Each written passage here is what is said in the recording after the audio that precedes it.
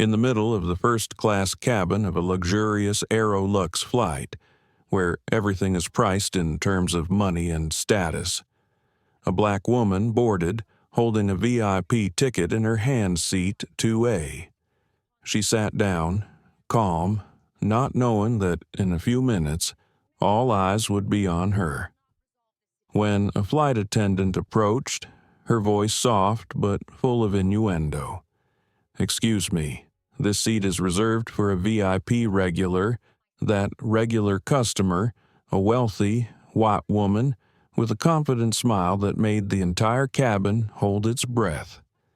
That seemingly small confrontation became the trigger for a global shock when the truth was revealed. The entire crew was fired within 60 seconds. Today's story isn't just about racism. It's about silent justice where wisdom and dignity speak instead of anger. And perhaps you will realize in this world full of prejudice, sometimes the despised person is the one who holds the final decision. Please like, share, and subscribe to the channel to join us on the journey. Black woman CEO removed from VIP seat for a white passenger 60 seconds later. Entire staff is fired. The hum of the engines was low and steady, like a heart that hadn't decided whether to beat faster or stay calm. First-class cabin, flight AL227 Aerolux Airways. A small, silent world of soft leather, champagne glasses, and people who weren't used to being told no. Camille Harper slid her carry-on into the overhead bin and settled into seat 2A. She didn't look around much. People rarely did when they belonged. Her movement was calm, deliberate habit formed from years of being watched in rooms where she was the only black woman. The seat was perfect window side, wide enough for thought, close enough to quiet. She glanced once at her boarding pass 2A, confirmed and exhaled. For the first time that morning, she allowed herself to think about nothing. That peace lasted less than a minute. "Excuse me, ma'am." The voice carried a thin layer of courtesy, one that cracks if you listen too long. It was Lauren Green, the chief flight attendant. Blonde, precise, posture so straight it could slice through fog. Her smile was professional. Her eyes were not. Yes, Camille turned, polite but not yielding. "I'm afraid there's been a mistake," Lauren said, lowering her voice. "This seat isn't for you." The words were delivered with that practiced softness used by people who don't expect to be challenged. Camille looked at her ticket again, then at the seat number embossed on the headrest. "No mistake," she said. "This is 2A." Lauren leaned slightly closer, as if sharing a secret. "I understand, but we have a regular VIP guest who always sits here, Ms. Langford. She's boarding now." Camille blinked slowly, and, well, Lauren hesitated just long enough for meaning to seep through. "That seat is usually reserved for our platinum loyal passengers." Her tone wrapped around the word platinum like it was sacred. Camille reached into her bag, took out her membership card, and placed it in Lauren's open palm. "Highest tier," she said quietly, "just like your system says." Lauren looked at it, her smile holding, but the corner of her jaw tightened. "Yes, but Miss Langford is one of our most established guests." A pause, a look. It wasn't about the seat anymore. It never was. From somewhere behind, a man cleared his throat. Another passenger adjusted his phone, pretending to check messages, camera tilted slightly forward. The quiet inside the cabin was no longer soft. It was listening. Then, from the aisle, a voice arrived like perfume before presence. "Lauren, is everything all right?" Victoria Langford, white, elegant, wrapped in a cream-colored coat that probably cost as much as a used car. Her hair was perfect, her confidence rehearsed. She had the kind of beauty that comes from knowing the world says yes before she asks. Lauren straightened. Just a little mix-up. Ms. Langford, your usual seat, 2A, seems to have been assigned incorrectly. Victoria smiled the kind of smile that looks kind until you're close enough to feel the edge. Oh, I see. No problem, she said, glancing at Camille. I always sit there. It's fine. We'll sort it out. She didn't ask. She expected. Camille's fingers rested lightly on the armrest. She didn't move. I have my ticket and my name's on the seat, she said, voice level, almost gentle. Lauren shifted from one foot to the other. I'm sure we can find you another seat. Ms. Harper, there's one in 3C. It's just as nice. I prefer the one I paid for. The softness of Camille's tone made it sharper.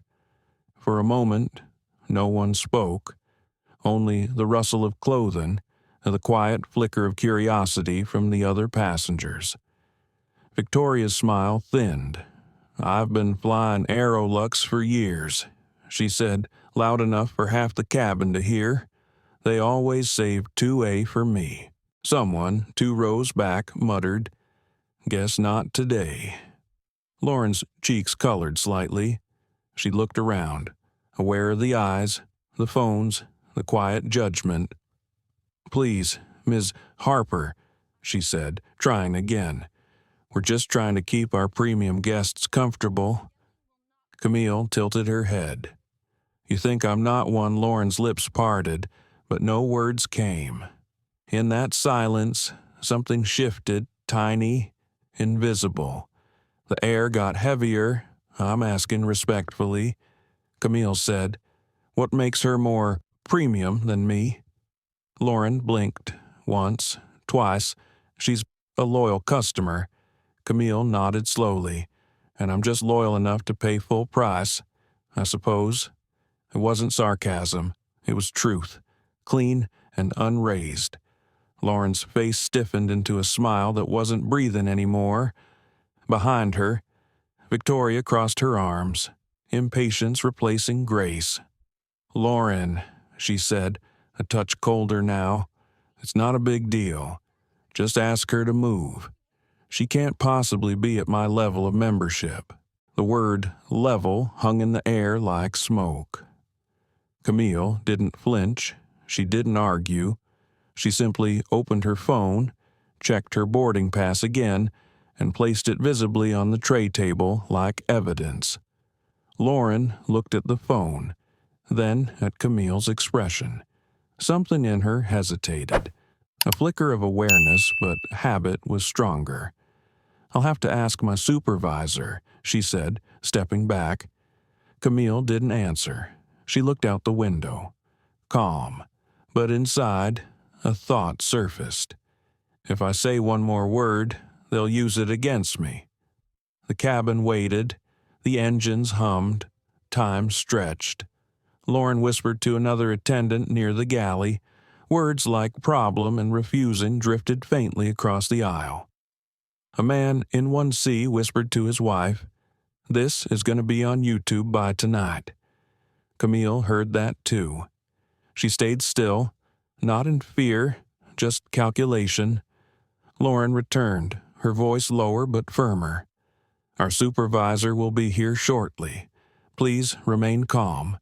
I am calm, Camille said. Always have been. She smiled faintly then, not to Lauren, not to Victoria, but to herself. A quiet smile, the kind that belongs to someone who already knows how this story ends. From the corner of her eye, she saw Victoria glance at her wristwatch, sigh dramatically, and mutter something about some people not understanding how things work. Camille didn't reply. The hum of the engine filled the silence again. No one noticed that her phone camera light blinked once before going dark. She wasn't recording for herself. Someone else already was. The flight hadn't even taken off, but something heavier than gravity had already filled the air. A test of dignity inside a pressurized cabin. A quiet reminder that even 30,000 feet above the ground, old prejudices still wanted the best seat. Camille's fingers brushed the edge of the boarding pass again, like she was reminding it that it mattered. Lauren disappeared toward the front, heels clicking sharp against the carpet. Victoria stood in the aisle, her bag hanging loosely from her arm, impatience painted across her posture. Camille looked at the window, where the reflection of both women appeared, one standing, one sitting. In that mirrored glass, power seemed equal. For just a second. They don't know yet, she thought, but the world outside this cabin is watching. Lauren returned to the cabin, her face carefully arranged into the smile people use when they already know what they're about to say will offend someone. "Ms. Harper," she began, her voice smooth as glass. "I've spoken to my supervisor. You're correct, your ticket and membership are valid." Camille didn't look up from her phone. "I know." Lauren hesitated, a tiny tremor beneath her professional posture. However, she continued, "Seat 2A is traditionally reserved for our most frequent travelers. It's an informal priority. You see, a courtesy." "A courtesy." Camille lifted her eyes. "You mean for your frequent travelers," she said evenly. Lauren blinked, trying to recover her footing. "For our long-time platinum clients. Yes, Ms. Langford has been flying with us for years. She's part of the Aerolux family." That word, family, settled into the air like a stone dropped in still water. Camille folded her hands. "So am I. I'm just not the kind you recognize on sight." Lauren's mouth opened, then closed. There were rules to follow, but not the ones in the handbook. She glanced toward Victoria Langford, who was standing just a few feet away. Her designer purse balanced perfectly on one wrist, watching with an expression halfway between annoyance and expectation. Victoria spoke before Lauren could. "I don't want to make a fuss," she said loudly, making sure everyone heard, "but I always sit in 2A on Aerolux. It's practically my seat." A murmur rippled through the cabin. Someone in 2C whispered. "She said my seat." A man 2 rows back angled his phone just slightly. Lauren turned to Camille, voice lower but sharper now. "Ms. Harper, it would really help us if you could move to 3C. It's still first class." Camille smiled politely. "I'm comfortable where I am." Lauren's breath caught that wasn't the answer she was supposed to get. From the aisle, Victoria gave a practiced laugh. "Well, that's unfortunate. I'd hate for this to delay the flight." Her tone was sugar-laced with steel, the kind of sweetness meant to sting. Camille didn't respond. She adjusted her seatbelt, slow and deliberate, the way one might fix a tie before a photo. Lauren looked around the cabin, hoping for some silent support, but what she found were watching eyes. Phones angled discreetly, shoulders turned. People loved a story more than they loved justice. "I assure you," Lauren said, "this isn't about anything personal." Camille's gaze held steady. "Then what is it about Lauren swallowed, about making our most loyal guests feel valued?" There was a pause, long enough for truth to show its face. Camille leaned back slightly. "I see. And what am I supposed to feel right now?" Her voice didn't rise. It didn't need to. Behind Lauren, Victoria sighed and looked at her watch, exaggerating the motion. "Lauren, dear, can we please settle this? I have a meeting in New York, and this delay is unnecessary. That word again, unnecessary, like Camille was luggage someone forgot to check. Lauren glanced between them, caught between service and conscience. Ms. Harper, please, this will all be easier if you cooperate. Camille's tone softened, but not her resolve. Easier for who someone near the front shifted uncomfortably. Another passenger coughed into their sleeve, pretending not to listen. The air grew tighter, like the cabin had lost pressure. Lauren exhaled, her patience thinning. "Ma'am, I'm asking politely. I'm answering politely," Camille said. "I've paid for this seat. I will not move." The quiet that followed wasn't silence. It was the weight of everyone realizing this was no longer about a chair, it was about place. Victoria adjusted her pearl earring and raised her chin. "You really want to make this an issue," she said, tone dripping with disbelief. "I mean, look at me. I've sat there every flight. Everyone knows that." Her words weren't meant just for Camille. They were for the witnesses. A performance of ownership. Camille didn't look at her. Then maybe it's time everyone knows something different. Lauren's eyes flickered. She hadn't expected resistance this calm, this clean. Anger she could manage. Dignity was harder. "I'm just doing my job," she said quietly. "I know," Camille replied. "That's what makes it sad." For a second, Lauren froze.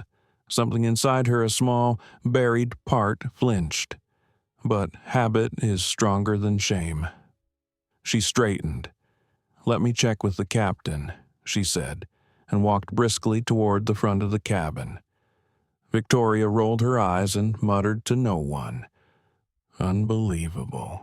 A few passengers exchanged glances, that subtle social choreography people do when they want to acknowledge injustice but not engage it.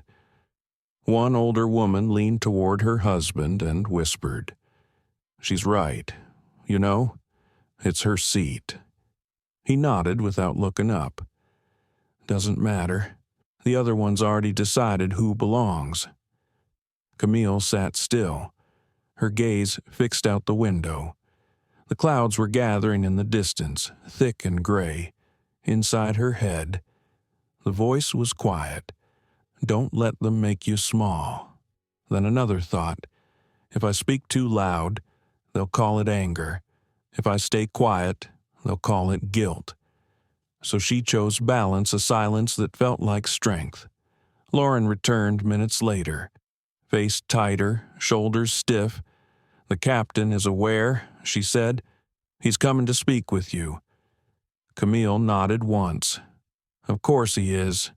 Victoria smiled, triumphant before victory. "Good. Let's get this sorted. I really don't want drama before takeoff." No one missed the irony. Across the aisle, a young man tilted his phone higher.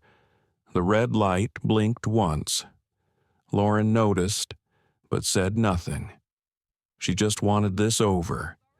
As she stood there, she realized not consciously, but deeply, that something irreversible had already started. The tone, the words, the audience. It wasn't just a seating dispute anymore. Camille adjusted her posture, sitting a little straighter, chin lifted slightly. The difference between anger and control is small, but everyone in the room could feel which one this was. Lauren, for a flicker of a moment, looked almost uncertain. "Ms. Harper," she said again, voice quieter now. "You must understand how this looks." Camille looked directly at her. "I do. The question is, do you?" Lauren didn't answer. Behind her, Victoria sighed once more, audibly, and turned toward the passengers as if to gather sympathy. "I swear, people don't understand loyalty these days," she said, shaking her head. "You earn your place. You know. The irony landed like a stone on glass. Camille didn't move, didn't blink. Her voice, when it came, was almost a whisper. "I did earn mine." No one replied. No one dared. The cabin had gone still too still. The sound of an engine hum became the only reminder that the world outside still moved. Lauren looked at Camille one last time, then at Victoria, then back again. Her training told her to serve. Her conscience told her to stop. She walked away. Camille exhaled quietly, her hands resting on her lap. From the reflection on the window, she could see Victoria still standing impatient, shifting from one foot to another. The plane hadn't left the ground, but something else had already taken flight. A lesson, slow and heavy, about who gets to belong. They don't know yet, Camille thought, watching the runway blur behind glass, but the higher they think they are, the further they'll fall. The air inside the cabin had thickened, not with heat, but with the slow, invisible weight of discomfort. Lauren stood at the front, phone pressed discreetly to her ear, whispering to the supervisor in clipped tones. Her voice had lost its customer service melody. Now it was sharp, short, and tired. Behind her, Victoria Langford was still standing in the aisle, impatient, restless, glancing at her watch every few seconds as if time itself was misbehaving. People like her didn't wait. They were the ones others waited for. "Lauren," she hissed under her breath, "we can't keep standing here. Just move her already." Lauren turned slightly, lowering her voice but not her irritation. "Ms. Langford, please, we're handling it. Clearly, you're not—" Victoria shot back, her lips curling into the faintest smile that wasn't one. "I have a schedule. You know I always sit in 2A. Always." That word always carried the same weight as entitled, and everyone nearby heard it. The man in seat 1C, still pretending to check his phone, nudged his wife softly. She whispered, "It's like she owns the plane." Camille heard that too. She didn't look up, didn't need to. Her silence spoke louder than any retort. Lauren stepped closer to Victoria. "Please, Ms. Langford, just let me—" "No," Victoria interrupted. "You don't understand. I'm part of this airline's top circle. I know Richard personally. That name Richard dropped like a stone." Lauren blinked, caught between recognition and awe. "Mr. Coleman?" she asked quietly. Victoria smiled. "Yes, Richard Coleman, the CEO." Her tone made the connection sound like ownership. Lauren's back straightened. Whatever sliver of hesitation she'd had disappeared. Her posture shifted obedience disguised as professionalism. "Understood," she said. "Give me 1 minute." She turned to Camille, her voice carefully neutral. "Ms. Harper, I'm afraid we really need to resolve this before takeoff. Ms. Langford has senior status with our airline and I have a valid ticket," Camille said calmly. Lauren paused. "Yes, but this particular seat is often prioritized. For her," Camille finished. Lauren's throat tightened. "It's complicated." "It isn't," Camille said softly. "It's quite simple." There was no anger in her tone, only clarity, and that made it worse. Victoria crossed her arms, watching. "She's being difficult. Lauren, this is ridiculous." Lauren looked at her, then at Camille. "Ma'am, I'm asking one last time. Please move to 3C so we can depart." Camille lifted her gaze slowly, eyes steady, "and I'm answering one last time. No." A faint gasp came from somewhere near row 4. Not because of the word itself, but because of the way it was said, steady, controlled, as if it had been practiced for a lifetime. Victoria laughed lightly, performing for the crowd. Oh, for heaven's sake, you'd think she was the Queen of England. Camille turned to face her, then finally. Her expression was unreadable, but her eyes carried centuries. "I paid for this seat," she said quietly. "That's all." Victoria tilted her head, smiling like someone humoring a child. "Money doesn't buy loyalty. Dear, some of us have earned our place." There it was, the sentence that changed everything. Lauren froze mid-motion. The passengers nearby shifted, glances darting, phones angled higher, discreet but intentional. Camille didn't respond right away. She simply looked at Victoria for a long moment, long enough for the silence itself to turn into a question no one wanted to answer. When she finally spoke, her voice was calm.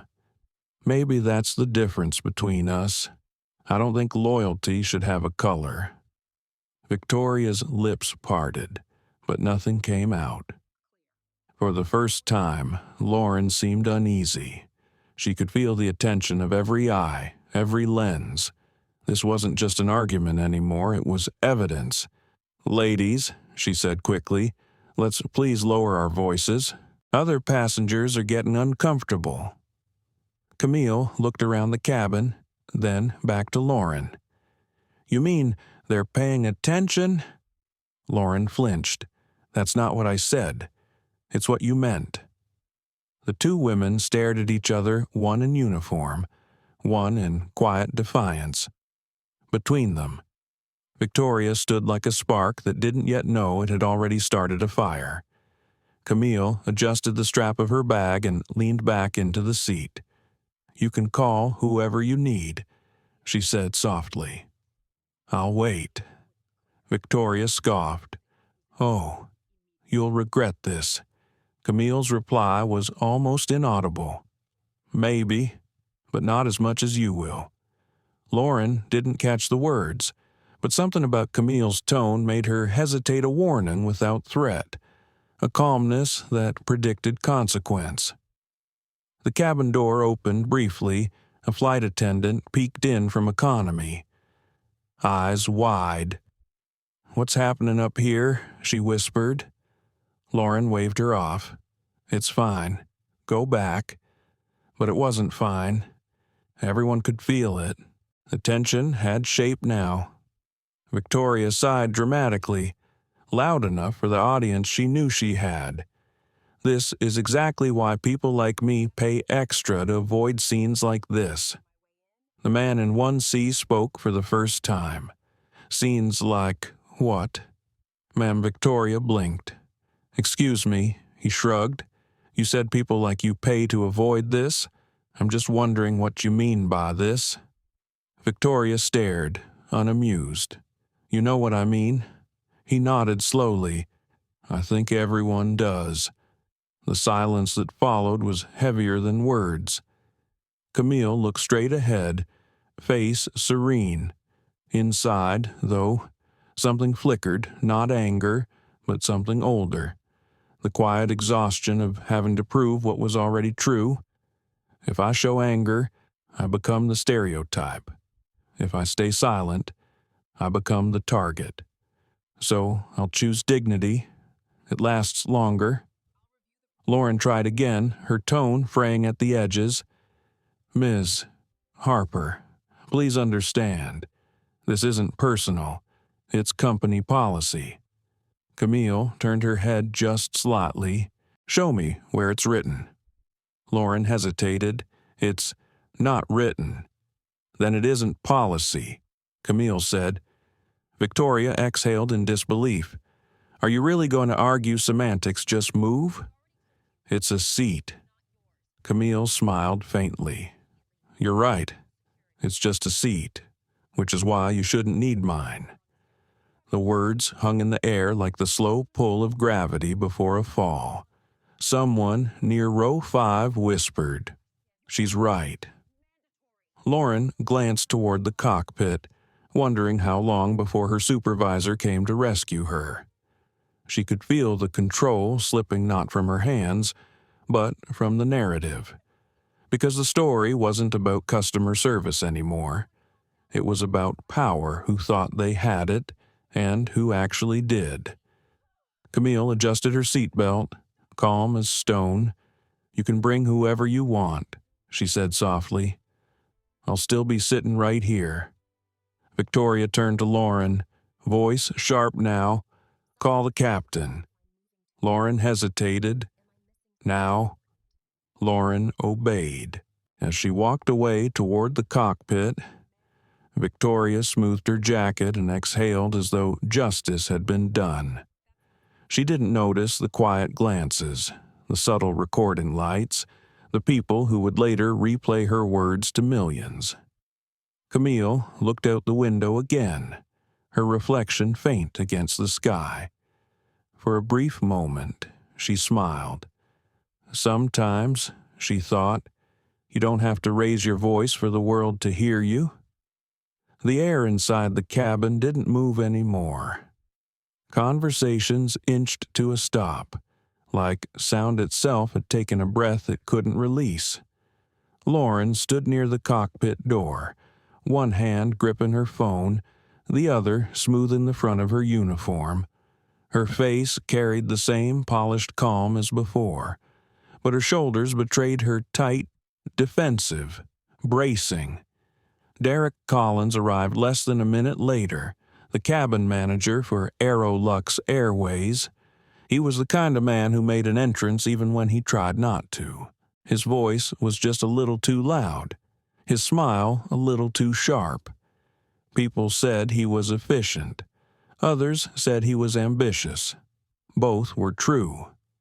Lauren leaned toward him immediately, whispering a quick summary, the short, edited version. "She's refusing to move," Lauren murmured. "Passenger in 2A, Ms. Harper. The lady standing is Ms. Langford, one of our platinum elites. She always takes that seat." Derek nodded, barely listening. He didn't check the manifest or the ticketing system. He didn't ask to see Camille's documents. His eyes had already chosen a side. He walked down the aisle with the stride of someone used to being obeyed. "Good afternoon, ma'am," he said to Camille, voice clipped, polite only on the surface. "I'm Derek Collins, cabin manager. I understand there's been some confusion." Camille looked up. "No confusion. My ticket says 2A. Derek smiled the kind of smile that belonged on a poster, not a face. "I see that, but unfortunately, we've had a mix-up with our loyalty seating. Ms. Langford here is one of our most valued clients." Behind him. Victoria smiled faintly, as if his words were proof that the universe still made sense. Derek continued, "I'd appreciate your cooperation so we can get this flight moving. We'll reseat you in 3C, same class, same service." Camille's voice stayed calm, not the same respect. For a second, Derek froze, not because he disagreed, but because she'd said what he didn't want to acknowledge. "Ma'am," he said slowly, "we're just trying to avoid a scene." Camille met his gaze evenly, then stopped creating one. The sentence was so calm, so precise, it sliced through the air like a scalpel. Derek's jaw tightened. "You're making this harder than it needs to be." She tilted her head slightly, for who Lauren shifted beside him, uncomfortable now, sensing the invisible lines they were crossing. Victoria, meanwhile, leaned against the bulkhead, arms folded. "Honestly, Derek, we've been waiting long enough. This is getting ridiculous." Derek nodded in her direction, not as a flight manager, but as a servant to status. "We'll handle it, Ms. Langford." Then, turning back to Camille, "You're causing a disruption. Please comply, or we'll have to escalate this." A man in 1C muttered under his breath, "Escalate what she's just sitting there." Derek ignored him. Camille breathed in, slow, controlled. "You can escalate if you need to, but I'm staying in the seat I paid for." Her tone didn't rise. It didn't need to. The steadiness itself was defiance. Derek crouched slightly, lowering his voice like a parent explaining a rule to a stubborn child. "Look, I get it. You're upset. But Ms. Langford here has senior priority. She's a loyal customer. She brings the airline a lot of business. This is just how it works." Camille stared at him, expression unreadable. "You're saying my money's worth less because of who I am?" Derek straightened. "That's not what I said. It's what you meant," she replied quietly. The cabin fell still again. Even the hum of the engine felt muted, like the plane itself was listening. Lauren tried to interrupt. "Mr. Collins," he held up a hand. "I've got this." Camille folded her hands in her lap, voice soft but unshakable. "You don't." He blinked. "Excuse me." "You don't have this," she said. "You're repeating a mistake someone else already made, thinking I'll back down to save your convenience." Something in her composure made Derek falter. He wasn't used to passengers who didn't shout or cry. Those emotions he could dismiss. But this quiet, deliberate dignity made him feel exposed. He looked to Victoria again, seeking confirmation. She gave him a small, approving nod, the kind people gave to waiters who finally got the order right. Derek nodded back, emboldened. "Ma'am, you can either move voluntarily, or we can involve airport security once we land." Camille's lips curved just slightly. "You'll involve them before we take off if you keep this up." Lauren shifted, whispering, "Derek, maybe check the manifest again." He waved her off. "I don't need to. I know who's in the right here." "That's the problem," Camille said softly. "You think you know." Her tone wasn't angry. It was observational, almost sad. From the aisle, someone coughed.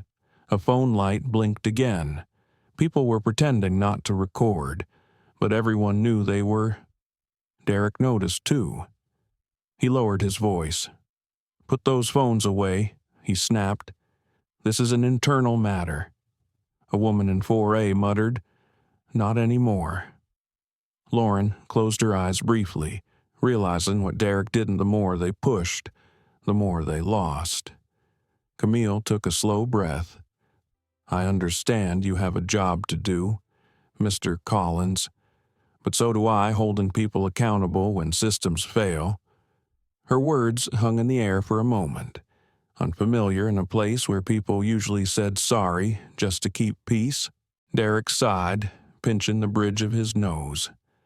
"Ma'am, please, I don't want to argue." "Then stop doing it," she replied.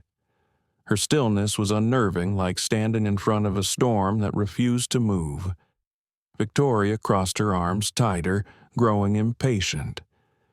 "Are we really letting her hold up the entire flight?" Derek looked back at her. Just a few more minutes. Camille's eyes followed the exchange.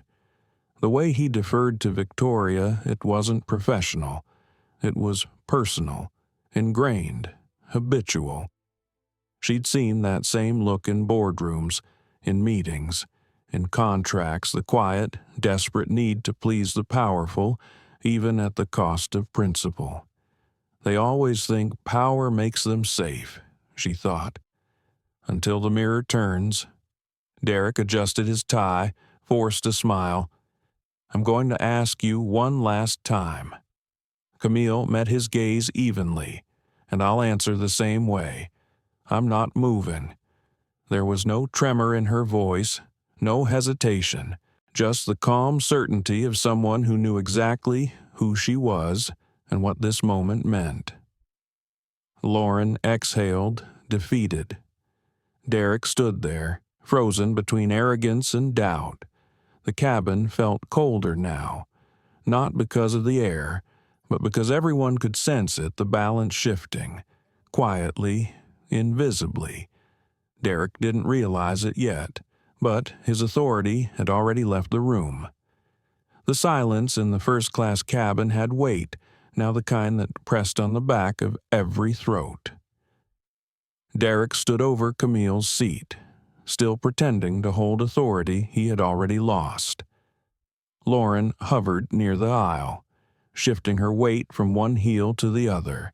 Her face was pale beneath the perfect makeup, and for the first time since the boarding began, her voice was gone. Victoria Langford was still standing behind them, impatience etched into her every breath. She looked like a woman whose patience was currency and she had just decided it was time to spend it. "Lauren," Victoria said under her breath, "this is getting embarrassing." Lauren didn't answer.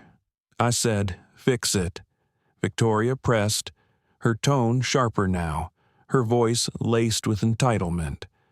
From her bag, a leather tote so pristine it looked more decorative than functional.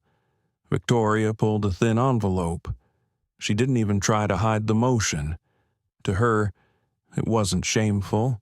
It was natural. Camille noticed it, though she didn't react. Her eyes flicked once toward Victoria's hands, then back to the window. Lauren's voice came out small. "Miss Langford, please." But Victoria had already made up her mind. She slipped a few crisp bills from the envelope, hundreds, folded neatly, and held them between two manicured fingers. "This will make it easier," she whispered. Lauren froze, eyes darting to Derek, but he had turned slightly toward the cockpit, pretending not to see. Victoria leaned in closer. Her perfume was strong, sharp notes of gardenia and control. "Take it," she said softly. "Just handle it." Lauren hesitated. Her hand twitched once at her side. The money moved closer. For a moment, she looked at it like it might burn her. And maybe it did, but not enough. With a small, almost imperceptible motion, Lauren slipped the folded bills into the pocket of her navy vest. Her face flushed instantly, a silent confession written in color. Camille didn't move, but she saw it. Everyone did. The man in 1C lowered his head slightly, his phone angled just above the tray table. Another passenger, a young woman near the curtain divider, raised hers outright, pretending to scroll. The moment was small, almost invisible, but lenses don't blink. Lauren turned back toward Camille, voice shaking just enough to betray her guilt. "Ma'am," she said, "I'm asking for the last time. Please move to seat 3C. Camille's tone didn't change. "You've asked before. My answer hasn't." Her words were calm. But beneath that calm was something colder resolve forged from years of knowing when silence said more than anger ever could. Victoria sighed loudly, performing for the audience she didn't realize she had. "Unbelievable. You people make everything difficult. You people," two words that landed harder than any shout. Camille blinked once, slow, deliberate. There it is, she thought, the truth without disguise. Derek turned back, his face red. "Ms. Langford, please." But Victoria cut him off. "Don't please me. You work for this airline, don't you? Then act like it. I've spent more money on this company than she ever will." She gestured toward Camille, dismissively, like pointing at an object out of place. Lauren took a deep breath. She had made her choice already, even if it sat heavy in her pocket. "Mr. Collins," she said, her voice steadier now. "We should remove her from the flight." Derek nodded automatically. I'll call the captain. Camille's reflection in the window didn't flinch. Her lips moved barely, not quite a smile, not quite a sigh. They don't realize they've already lost. A voice from the front row broke the silence. You really want to go that route over a seat? It was the man in 1C again. His phone rested openly on his lap now, because I've got about 10 minutes of footage that says otherwise. Lauren froze. Derek blinked. Victoria frowned. What footage? He shrugged. The part where she bought you off, that one. The words sliced through the cabin. Every head turned. Lauren's hand instinctively touched her vest pocket, the smallest, guiltiest gesture. Victoria's face drained of color. You don't know what you're talking about. Oh, I think we all do, someone whispered from row 3. Derek's expression changed from authority to fear. Turn those cameras off, he barked. No one did. The quiet buzz of phone mics filled the space tiny, almost invisible, but louder than anything else. Lauren's mouth opened, was searching for something to say. Nothing came. Camille finally looked up. Her voice was soft, steady, unhurried. It's all right, she said. Let them record. It's good to have witnesses. Victoria stepped forward, her mask slipping. You don't understand who I am. Camille met her eyes. I do. That's why this matters. For a few seconds, no one spoke. The only sound was the whirring of the air vents, the machine breathing for everyone who couldn't. Lauren finally whispered, Ms. Langford, please, don't. Victoria turned on her. You took it. Don't act innocent now. Lauren's face flushed again, her eyes wet. You told me to. Camille stood then, not abruptly, not dramatically. She rose with quiet grace, smoothing her jacket, collecting her composure like a woman gathering her crown. I'll step off the plane, she said softly. No need to argue. Derek nodded too quickly, relieved. Thank you for cooperating. Camille looked at him once more. Don't thank me yet. She picked up her bag, paused at her seat, and turned toward Lauren. You should check your pocket before someone else does. Lauren froze, her hand hovering over her vest. And just like that, Camille walked down the aisle head high, movement slow, like the weight of the moment belonged to someone else entirely. Every passenger watched her go.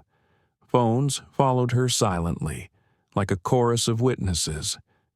Behind her, Lauren finally pulled the folded cash from her pocket. Her hand shook.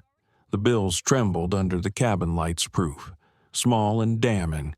No one said a word.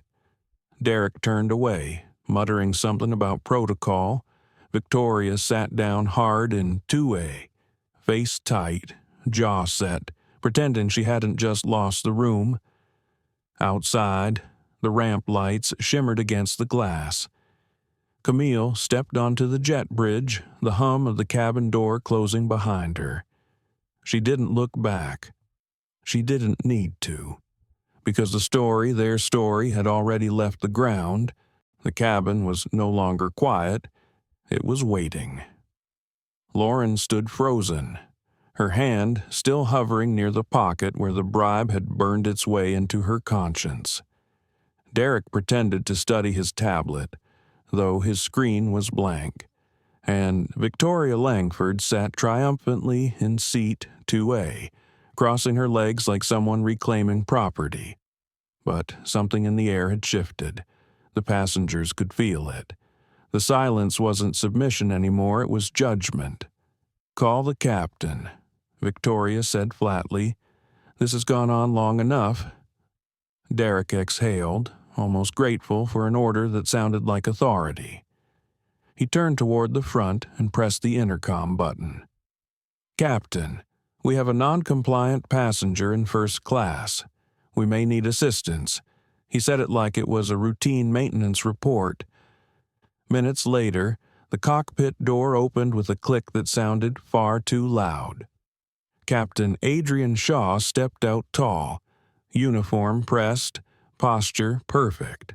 He was the kind of man people trusted on sight. 40 years in the air, 3 commendations, and a reputation for discipline. He adjusted his cap slightly, scanning the scene with the detached precision of someone used to control. "What's the situation?" he asked. Lauren spoke first, her voice trembling just enough to sound like victimhood. "The passenger in 2A refuses to move.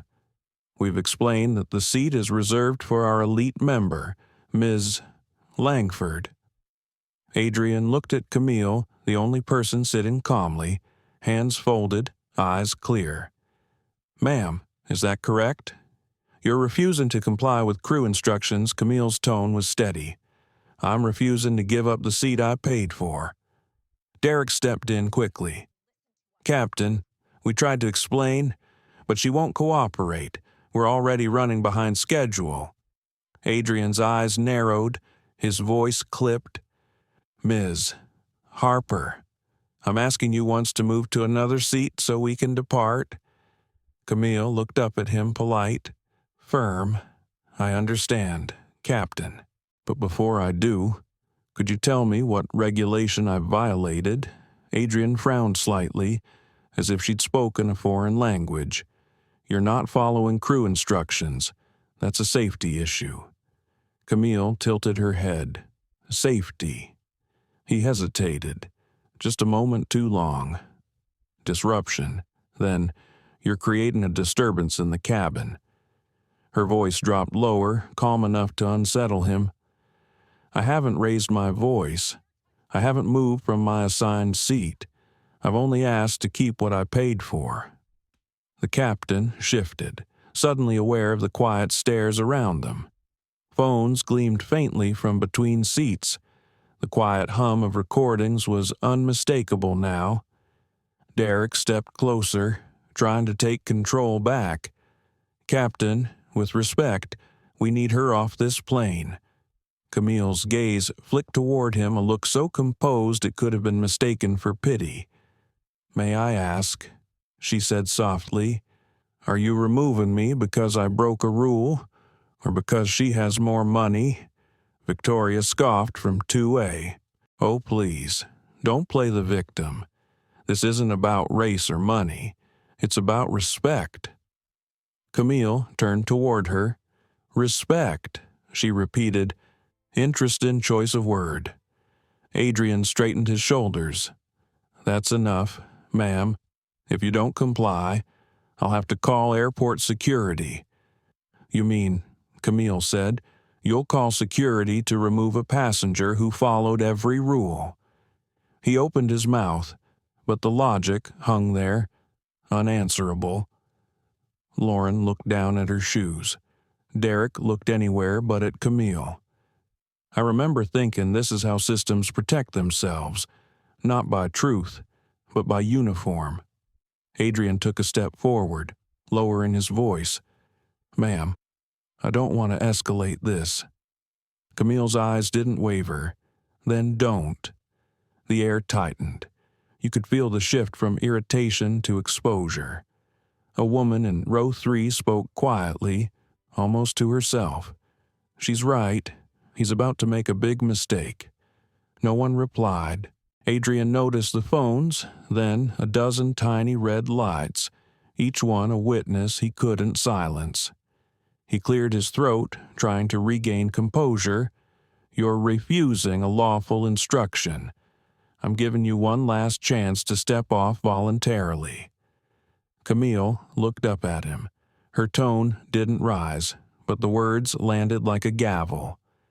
"Captain Shaw, if I step off this plane, it'll be because you ordered the removal of a paying passenger for doing nothing wrong. Are you sure that's the video you want out there?" The cabin went completely still. Even the air conditioning seemed to pause. Adrian's eyes flickered, not with guilt, but calculation. Victoria shifted in her seat. "Captain, you can't let this enough," he snapped, turning toward her, the mask cracking for just a second. Then he caught himself and faced Camille again. "Ma'am," he said, voice quieter, "I'm asking you one final time." Camille exhaled softly, the kind of sigh that sounds like forgiveness for a mistake not yet realized. She unbuckled her belt and stood. "All right," she said, "if you insist." Lauren looked relieved. Derek looked proud. Victoria smiled, victorious again. But Camille didn't move yet. She picked up her bag slowly, then turned toward Adrian. "I just want to be clear," she said, every syllable calm. "You're removing me from a seat I legally purchased because your crew accepted a bribe and your loyalty program values familiarity over fairness." Adrian's face stiffened. "That's a serious accusation." "It's also true," she said. Someone near row 4 whispered. She said, "Bribe." Another phone tilted higher. Adrian's jaw clenched. "I think we're done here. Security will meet you at the gate." Camille nodded once. "Yes, Captain. We are done here." She stepped past Lauren, who couldn't meet her eyes. Past Derek, who stood stiff with the panic of a man realizing he'd just witnessed his own undoing. And past Victoria, who smiled too wide a smile that cracked under its own arrogance. Camille didn't speak again. She didn't have to. The silence followed her all the way down the aisle. Heavy. Watching. Recording. When the cabin door opened, a faint hiss of pressure escaped the sound of air, or maybe guilt, being released. Adrian turned back toward his crew, muttering, "Let's prepare for departure." But no one moved right away. Lauren's face was pale. Derek looked like a man who had stepped into the wrong story. And Victoria, despite sitting in the seat she'd fought for, looked smaller now, like someone who'd won a prize that wasn't worth keeping. From somewhere near the rear, a quiet voice said, "I got the whole thing." No one answered. The door closed. The captain walked back to the cockpit, adjusting his hat, unaware that his authority had just been recorded not as leadership, but as proof. And inside the cabin, the passengers sat in a silence that wasn't respect anymore. It was recognition. The air in the cabin had lost all warmth. It was discipline now tight, sterile, like the inside of a rule book. 2 uniformed airport security officers stepped aboard. Their movements were polite but practiced, the kind of calm that hides habit. They didn't look at the passengers. They didn't need to. Everyone already knew why they were there. Captain Adrian Shaw met them at the front of the cabin. "Seat 2A, he said quietly. Passenger refusing crew instruction. One of the officers nodded, jotting something on a pad. "Understood, Captain." He walked down the aisle with professional detachment, stopping beside Camille Harper. "Ma'am," he said, his tone neither harsh nor kind, "we've been asked to escort you off the aircraft." Camille looked up at him. Her expression was steady, her voice soft.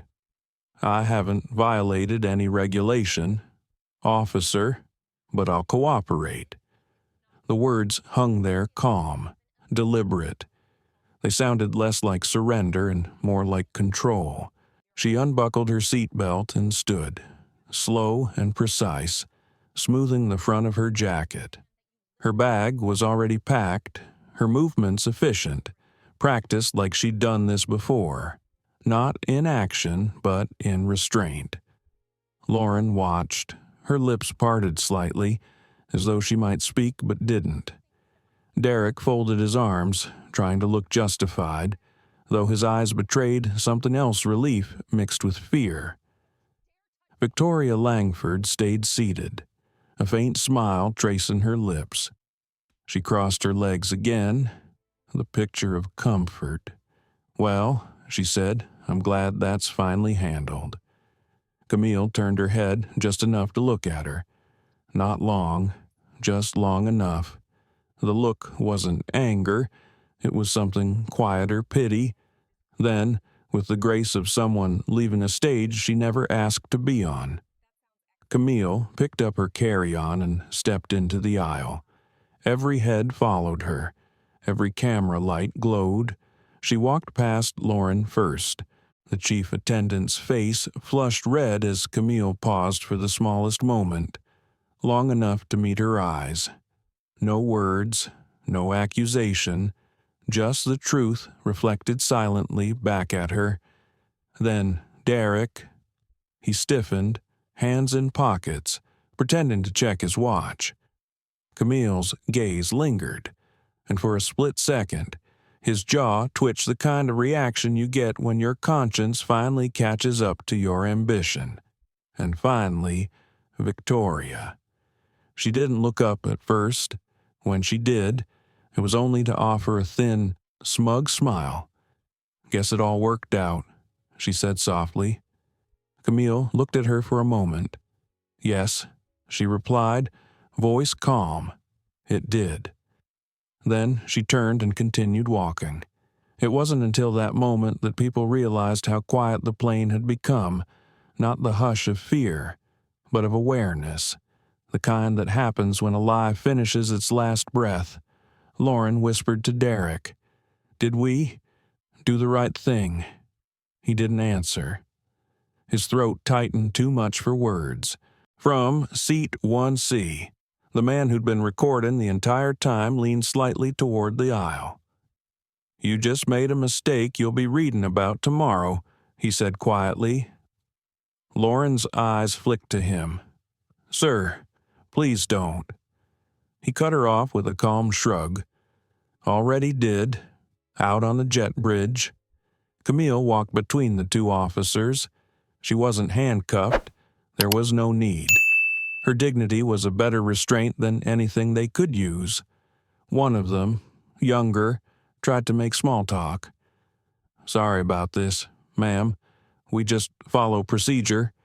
"I understand," she said. "Everyone's following something today." The older officer glanced at her, maybe surprised by her calm. "Do you need us to contact anyone for you?" Camille smiled faintly. "No, they'll contact me soon enough." She stepped off the bridge into the terminal light, the world's larger, louder air, and stopped for a moment. Behind her, the plane door sealed with a dull metallic click. Inside, Victoria Langford leaned back in seat 2A. The leather felt softer now that it was stolen. She signaled to Lauren for a drink, her tone light. "Champagne, please. Let's move on."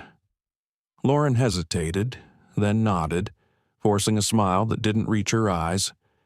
Derek returned to his post, avoiding everyone's gaze. He'd convinced himself the problem was gone. But problems don't disappear.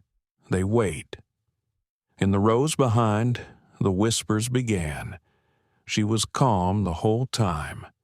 She didn't even raise her voice. Why'd they kick her out if she had the right ticket? Phones buzzed quietly. Uploading, syncing, spreading.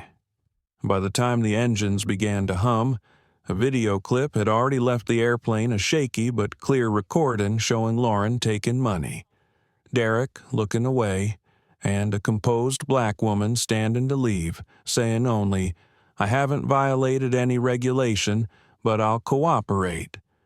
It was already circulating before the wheels left the ground. Inside the cockpit, Captain Shaw called for clearance. His voice was steady, professional. Aerolux flight AL227 ready for taxi. But somewhere inside him, a doubt whispered, the kind that doesn't fade when the engines start. Back in first class, Victoria raised her glass. "Finally," she said, smirking, "back to normal." But nothing about the cabin felt normal anymore. The air was too heavy, too aware. Lauren served the drink, her hands trembling slightly. Derek avoided looking at her pocket, empty now, but heavier than ever.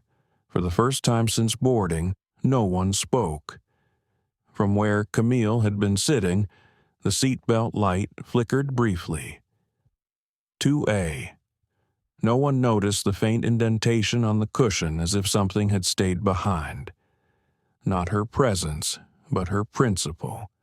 And for everyone left on that plane, the flight had already taken off in the wrong direction. Later that night, as Aerolux's AL-227 crossed the Atlantic, the first video hit 50,000 views. By the time it landed, it was on every platform. The caption was "Simple Black Woman Removed from First Class for Sitting in Her Own Seat." The comments grew by the second. Inside the clip, Camille's voice stayed calm even as uniformed men escorted her out. The cameras caught Lauren's blush, Derek's tension, Victoria's smirk, no narration, no editing, just reality. And somewhere, in an office overlooking the city, a phone began to ring, the one belonging to Richard Coleman, CEO of Aerolux Airways. He hadn't seen the video yet, but when he did, he would realize what everyone else already knew. They had just removed the wrong passenger. The one who could change everything. Seat 4B hadn't meant much when the flight began. Just another narrow space between privilege and proximity. But for Chloe Park, a 22-year-old journalism intern on her first assignment trip, it became the front row to a truth the world was about to see.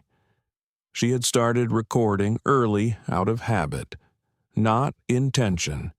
Journalism professors had drilled it into her, when in doubt, document.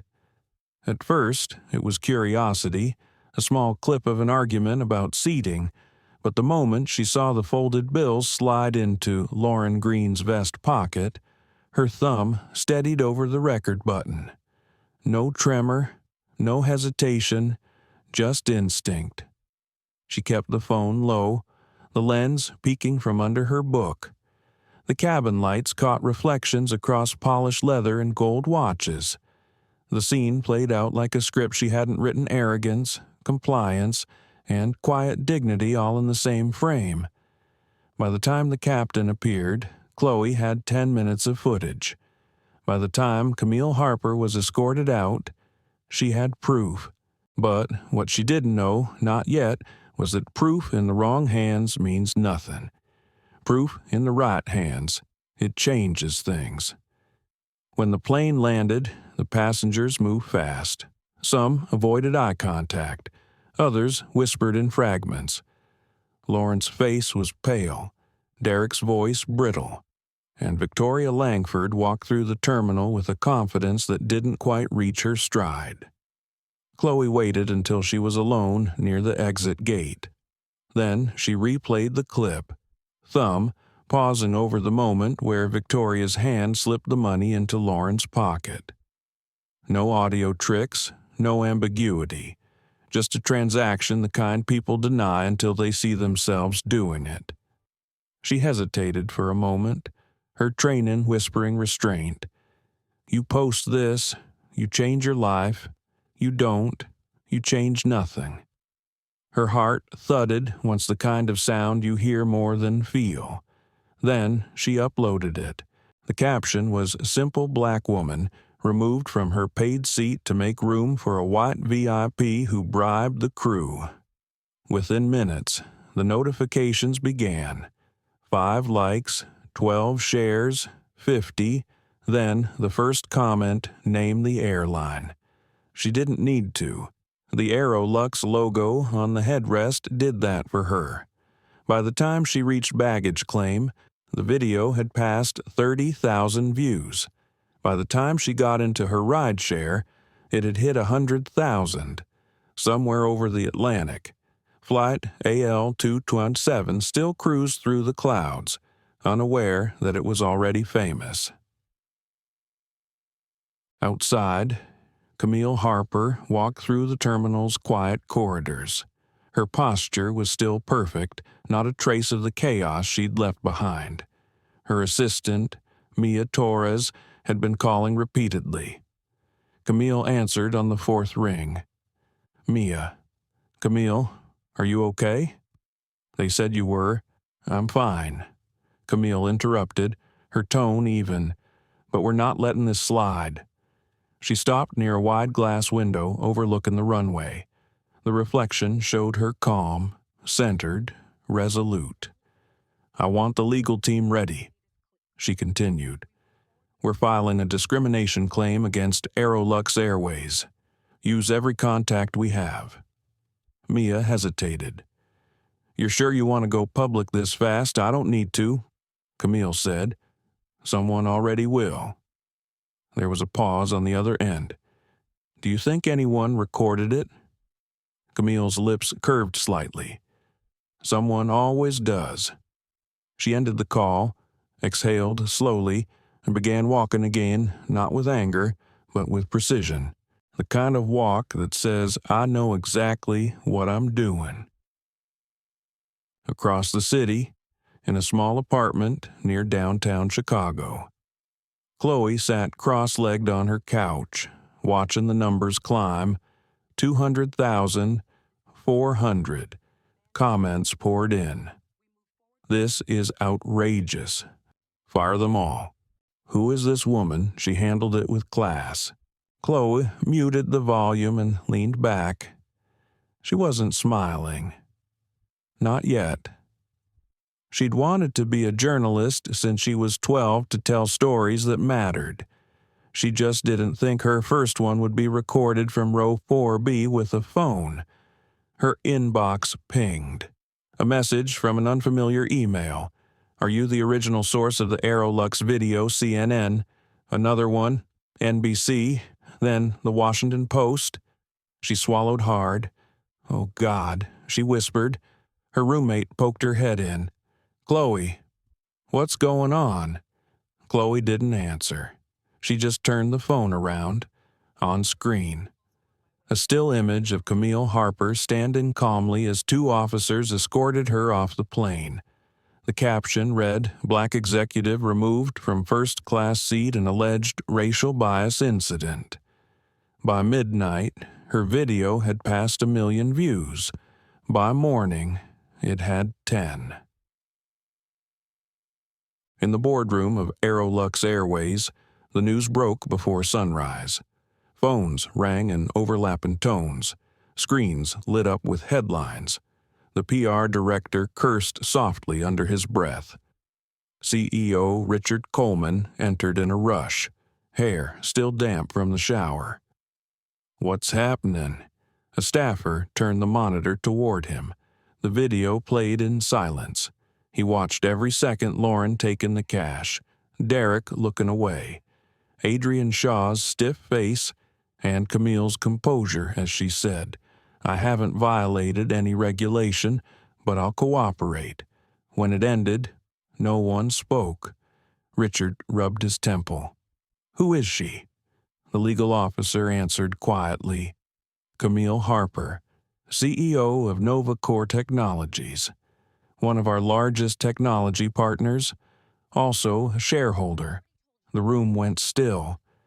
Richard closed his eyes for a moment, not from fatigue, but from realization. "God help us," he muttered. Back in her apartment, Chloe stared at the phone on her table. New messages flashed across the screen, praise, threats, offers, demands. She opened her camera roll again. Scrolling through the clips, she hadn't posted the ones that showed faces more clearly, voices sharper, guilt undeniable. Her thumb hovered over the upload button. She thought of Camille, that calm strength. She didn't need to fight. Chloe thought she just needed the truth to travel, and it was traveling fast. Meanwhile, Camille sat in the back seat of a black sedan, phone pressed to her ear. Mia's voice came through. The videos everywhere. Camille. Every network, every platform. It's out of control. Camille looked out the window, her expression unreadable. Control is an illusion. Mia, what matters is direction. Are you going to respond publicly? Camille smiled faintly. No. Let the world talk first. Then we'll answer with action. She ended the call, eyes still on the horizon. Outside, the planes took off one by one, white trails against the evening sky. In the reflection of the glass, her face looked calm, almost serene. But beneath that stillness was something unspoken, the quiet certainty of a woman who knew that justice, once set in motion, doesn't stop. By morning, flight. AL-227 wasn't just a flight anymore. It was a headline, a hashtag, a storm. Television anchors debated, panels analyzed, strangers argued in the comments about race, privilege, and protocol as if the truth were still in question. And, in the middle of it all, Victoria Langford did what people like her often do when power begins to slip. She changed the story. In a trembling video she recorded from her hotel room, she spoke into the camera, voice pitched to sound wounded. "I was harassed," she said softly. "That woman, she made a scene. I was just trying to travel peacefully." She paused for effect, eyes glistening with tears that seemed carefully timed. "I didn't ask for special treatment," she continued. "They made assumptions. I'm being attacked for something I didn't do." It lasted 2 minutes, long enough for sympathy to start crawling her way again. But the internet doesn't stay fooled for long. Within an hour, the comments turned. Someone posted a side-by-side Victoria's tearful video next to Chloe Park's original footage. One captioned line said it all. "We saw what you did." Inside a small cafe on the south side of Chicago, Malcolm Reed scrolled through the feed in silence. He was a man of few words, mid-40s, quiet strength carved from years of knowing when not to speak. He'd been watching the entire situation unfold since the night before. On his laptop, Camille Harper's name flashed across every news outlet. He knew her not personally, but professionally. His company had worked with Novacor once. He remembered her reputation sharp, ethical, unflinching. He looked up at the television above the counter. A split screen showed Victoria's statement on one side and the original footage on the other. Lauren, Derek, and Captain Shaw were all visible in the frame, each face a study in corporate regret. Malcolm stirred his coffee once, slow, deliberate. He didn't speak, but his expression said what everyone else was thinking. There it is, the lie trying to outrun the truth. By afternoon, Victoria appeared on a morning show. Her posture was stiff, rehearsed. "I never bribed anyone," she said. "That woman misinterpreted everything. I feel unsafe. People are threatening me." The host nodded sympathetically for about 30 seconds. Then she interrupted. "Ms. Langford, are you aware that multiple passengers confirmed seeing you hand money to the flight attendant?" Victoria's lips parted. "They're lying." The host raised an eyebrow, including a 6-minute video clip showing the transaction. The silence that followed wasn't long, but it was enough to end her performance. Back online, the tide turned completely. Comments shifted from confusion to fury. "She's lying." Privilege in action. She tried to weaponize victimhood. Even the most neutral headlines started changing tone. "Passenger accused of bias." cries, harassment, internet says otherwise. The truth was out, and once truth breathes air, it doesn't go back underground. Meanwhile, in a sleek downtown office, Camille Harper sat with her legal team. The sunlight spilled across the polished table, catching the edge of her silver bracelet, the only piece of jewelry she ever wore. Mia Torres entered with a folder. "It's official," she said. "The Department of Transportation just opened a discrimination inquiry into Aerolux." Camille nodded once. "Good." Her tone wasn't vengeful, it was precise. "We'll let the process work," she said. "No interviews, no statements. The facts speak loud enough." Across from her, one of the attorneys smiled faintly. "You've got the country's attention." Camille looked out the window at the skyline. "I'm not interested in attention," she said. "I'm interested in correction." Back at the cafe, Malcolm kept reading thread after thread, comment after comment. He wasn't the kind to post online. Words can be loud, but silence can be heavier. He understood that. The woman behind the counter recognized him. "You're watching that plane story too, huh?" He nodded. "Yeah." "She handled herself," the woman said. "Didn't yell, didn't fight, just stayed still." Malcolm smiled faintly. "Sometimes that's how you win." He turned back to his screen. The video replayed again, Camille standing calmly, saying, "I haven't violated any regulation, but I'll cooperate." That line hit him every time. It wasn't defense, it was mastery. I thought to myself, that's what grace looks like under pressure. Later that evening, Victoria tried one last move. She walked into a private club on the north side, where familiar faces used to greet her with warmth. Not tonight. Conversations faltered when she entered. A few looked up, most didn't. At the bar, she ordered her usual. The bartender nodded stiffly. "We're out," he said. They weren't. Her phone buzzed again, messages, missed calls, requests for comment. She ignored them all. For the first time, she understood what silence felt like on the other side of power.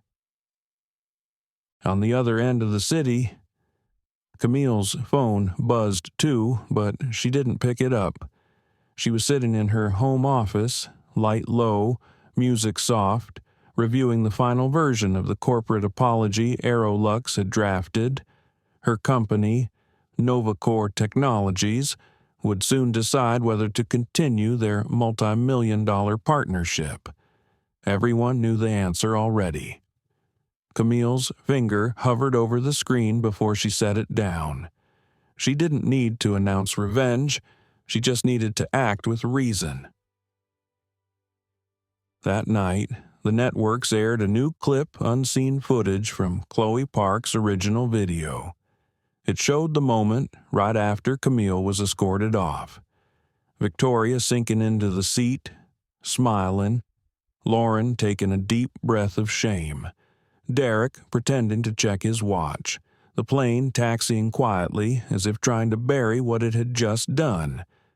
The anchor's voiceover was calm, almost reverent. In a world where outrage is loud, sometimes dignity is louder. By the next morning, the story wasn't about race alone.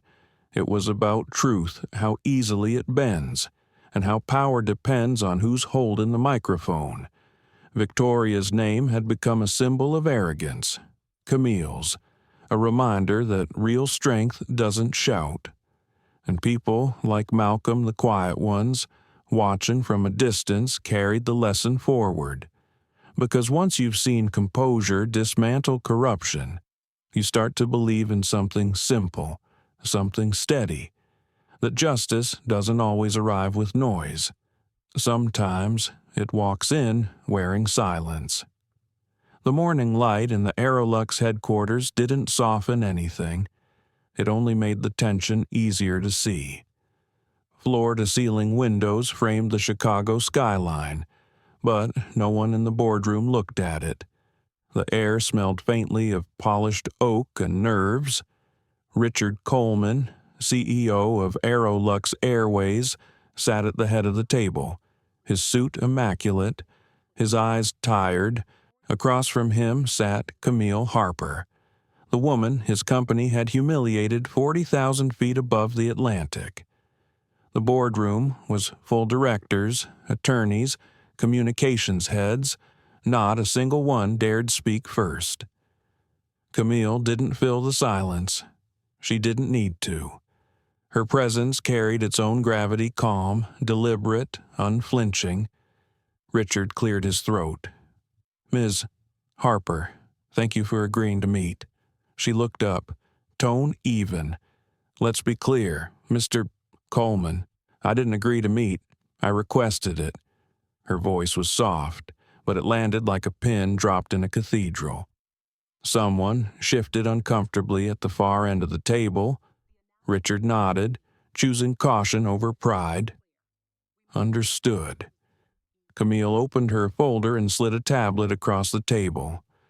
"Before we discuss anything else," she said, "watch this." With a tap, the video began. It wasn't new. Chloe Park's recording had already been seen by millions, but in this room, the silence that followed each frame was different. Lauren Green, pocketing the cash, Derek Collins, raising his voice, Captain Adrian Shaw, invoking safety as authority, and Camille, standing still, refusing to fight, refusing to flinch. When the screen went black, no one spoke. Camille leaned back in her chair, crossing one leg over the other. "That," she said, "is your culture, Mr. Coleman. Not an isolated mistake, a system that protects arrogance and punishes composure." Richard clasped his hands. "Ms. Harper, we're conducting an internal review. These matters take time." She interrupted gently. "Time isn't what you have." He blinked. "Excuse me." She glanced at her watch. "Your stock dropped 12% since yesterday. You've lost 4 corporate partners in less than 24 hours. And your customer service line is trending under Karshta Aerolux bias. I'd say time's already moved ahead of you." The PR director looked down at the table, pretending to check notes. Richard sighed. "What are you asking for?" Camille met his eyes. "I'm not asking." Her tone was quiet, almost kind, which somehow made it more devastating. "There are 3 people," she continued. "Lauren Green, Derek Collins, Captain Adrian Shaw. They don't belong in your company. Not tomorrow. Not next week. Now." One of the board members leaned forward. "Ms. Harper, terminations of that level are the only thing that can keep your brand alive," she said, finishing his sentence. Richard hesitated. "You're demanding immediate dismissal." "No," Camille said, her expression unreadable. "I'm offering you a choice." She slid another folder across the table. Novacore Technologies currently holds a $60 million technology contract with Aerolux, plus a strategic investment stake. If you can't remove 3 employees who violated both ethics and law, we'll terminate our partnership effective immediately and withdraw our funding. The room froze. Someone at the far end whispered, "$60 million." The CFO leaned toward Richard, voice low but audible. "That project's half our modernization plan. Without Novacore, we delay every upgrade by a year." Camille didn't move. "You'll delay more than that if you keep pretending this was an accident." Richard exhaled slowly, his jaw tightening. "You understand the gravity of what you're asking." Camille's gaze didn't waver. Do you—" Her voice didn't rise, but something in it carried more weight than volume ever could. "Because this isn't about revenge, Mr. Coleman. It's about responsibility, and you put people in charge of others, and they forgot what power's for. It's not to protect comfort, it's to protect fairness." Across the table, a few heads nodded subtly, not in agreement yet, but an awakening. Richard leaned back in his chair, the illusion of control slipping inch by inch. "You're asking me to make an example. I'm asking you," she said softly, "to make a correction." The silence stretched. Even the hum of the air vents seemed to fade. "Finally," Richard turned toward the company's general counsel. "Is there any reason these terminations can't proceed immediately?" The lawyer hesitated. "Technically, we could issue emergency dismissal under the ethics clause." Richard's eyes returned to Camille. "You'll have your answer by the end of the day." Camille nodded once. "I'll wait until noon." When she left the boardroom, she didn't smile. Justice isn't about victory, it's about balance. In the hallway, Mia Torres was waiting, tablet in hand. "How did it go?" Camille adjusted her jacket. "They heard me." Mia smiled faintly. "You think they'll act that fast?" "They'll have to," Camille said. 60 million moves faster than conscience." Back inside the boardroom, Richard dropped his pen and rubbed his forehead. The room erupted arguments, calculations, panic. She can't dictate policy, she can. She's a shareholder. If we don't act, we'll be crucified in the press. If we do, we admit fault. Richard raised a hand. "Enough." He looked toward the HR director. "Margaret Doyle, prepare the documents. Green, Collins, Shaw immediate termination, cause ethical misconduct, code violation." Margaret hesitated. All three," he said firmly. For a brief moment, no one spoke. Then, one by one, heads nodded. It wasn't justice yet, but it was the beginning. Later that afternoon, Camille's car pulled up in front of Novacor's downtown office. She stepped out into the autumn wind, coat fluttering, phone vibrating in her hand. A message from Mia appeared on screen. They did it, all three terminated, effective immediately. Camille paused, looking at the message for a long moment. Then she slipped the phone back into her bag and walked inside. She didn't gloat, she didn't post, she didn't need to. Sometimes, silence is the loudest sound a system can hear. That evening, a short press release appeared on Aerolux's official site, effective immediately. Aerolux Airways has terminated 3 employees following confirmed violations of company ethics and conduct policies. The company is committed to rebuilding trust and ensuring equal treatment for all passengers. It was only 87 words long, but to anyone who'd seen the video, it said enough. In a world that often mistakes volume for power, one quiet woman had shifted the balance with nothing but truth, proof, and patience. The morning after the board meeting felt heavier than any storm. Even the hallways of Aerolux headquarters seemed quieter, the kind of silence that follows a verdict no one has said out loud yet. Richard Coleman sat in his office, staring out the window at the slow crawl of traffic below. His reflection looked older than it had yesterday. On the desk in front of him lay 2 stacks of papers, one labeled Suspension Protocol, the other Immediate Termination. He had been in corporate leadership for 25 years. He knew how to bury scandal, how to investigate, pause, delay. But this time, the usual tricks felt useless. Because this time, The whole world was watching.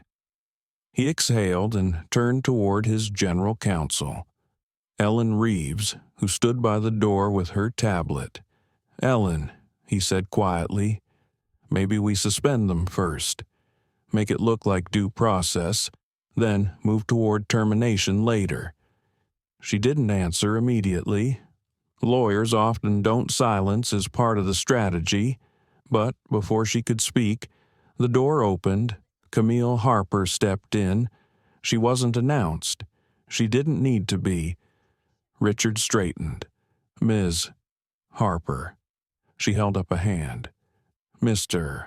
Coleman," she said evenly, "I heard what you're considering, and this isn't the moment for delay." Her tone was gentle, but it cut cleaner than any anger could. Richard tried to maintain composure. "Camille, with all respect, there are procedures." "No," she said, "there's responsibility." A word hung there, weightier than any policy memo. "I understand procedures," she continued. "They're designed to protect the company. But responsibility," she paused. Letting the silence finish the sentence is designed to protect integrity. Across the room, Ellen looked up from her tablet. "She's right, Richard. The evidence is clear, publicly documented. If we delay, it looks like denial." Richard leaned back slowly, defeated not by force but by reason. "I suppose," he said, "you're leaving me no choice." Camille met his eyes. "You've always had a choice. I'm just reminding you of the right one." 2 hours later, the HR department received the order. Margaret Doyle, the Director of Human Resources, reviewed the files before her. Lauren Green, Chief Flight Attendant Violation Bribery, Misconduct. Derek Collins, Cabin Manager Violation Coercion, Dereliction of Duty. Captain Adrian Shaw, Flight Commander Violation Abuse of Authority, Endangerment of Brand Reputation. Margaret had worked in HR long enough to see how power makes people careless. She'd also learned that most careers don't end with a bang. They dissolve under the quiet weight of their own arrogance. She called her assistant. "Bring them in, one at a time." Lauren Green. Lauren entered first. Her uniform was perfect, makeup intact, every strand of hair pinned into place, but her hands trembled. Margaret gestured to the chair. "Please sit."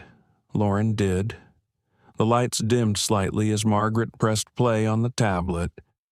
The familiar video played again, Victoria's hand slipping money into Lauren's pocket, the half-smile, the silence that followed.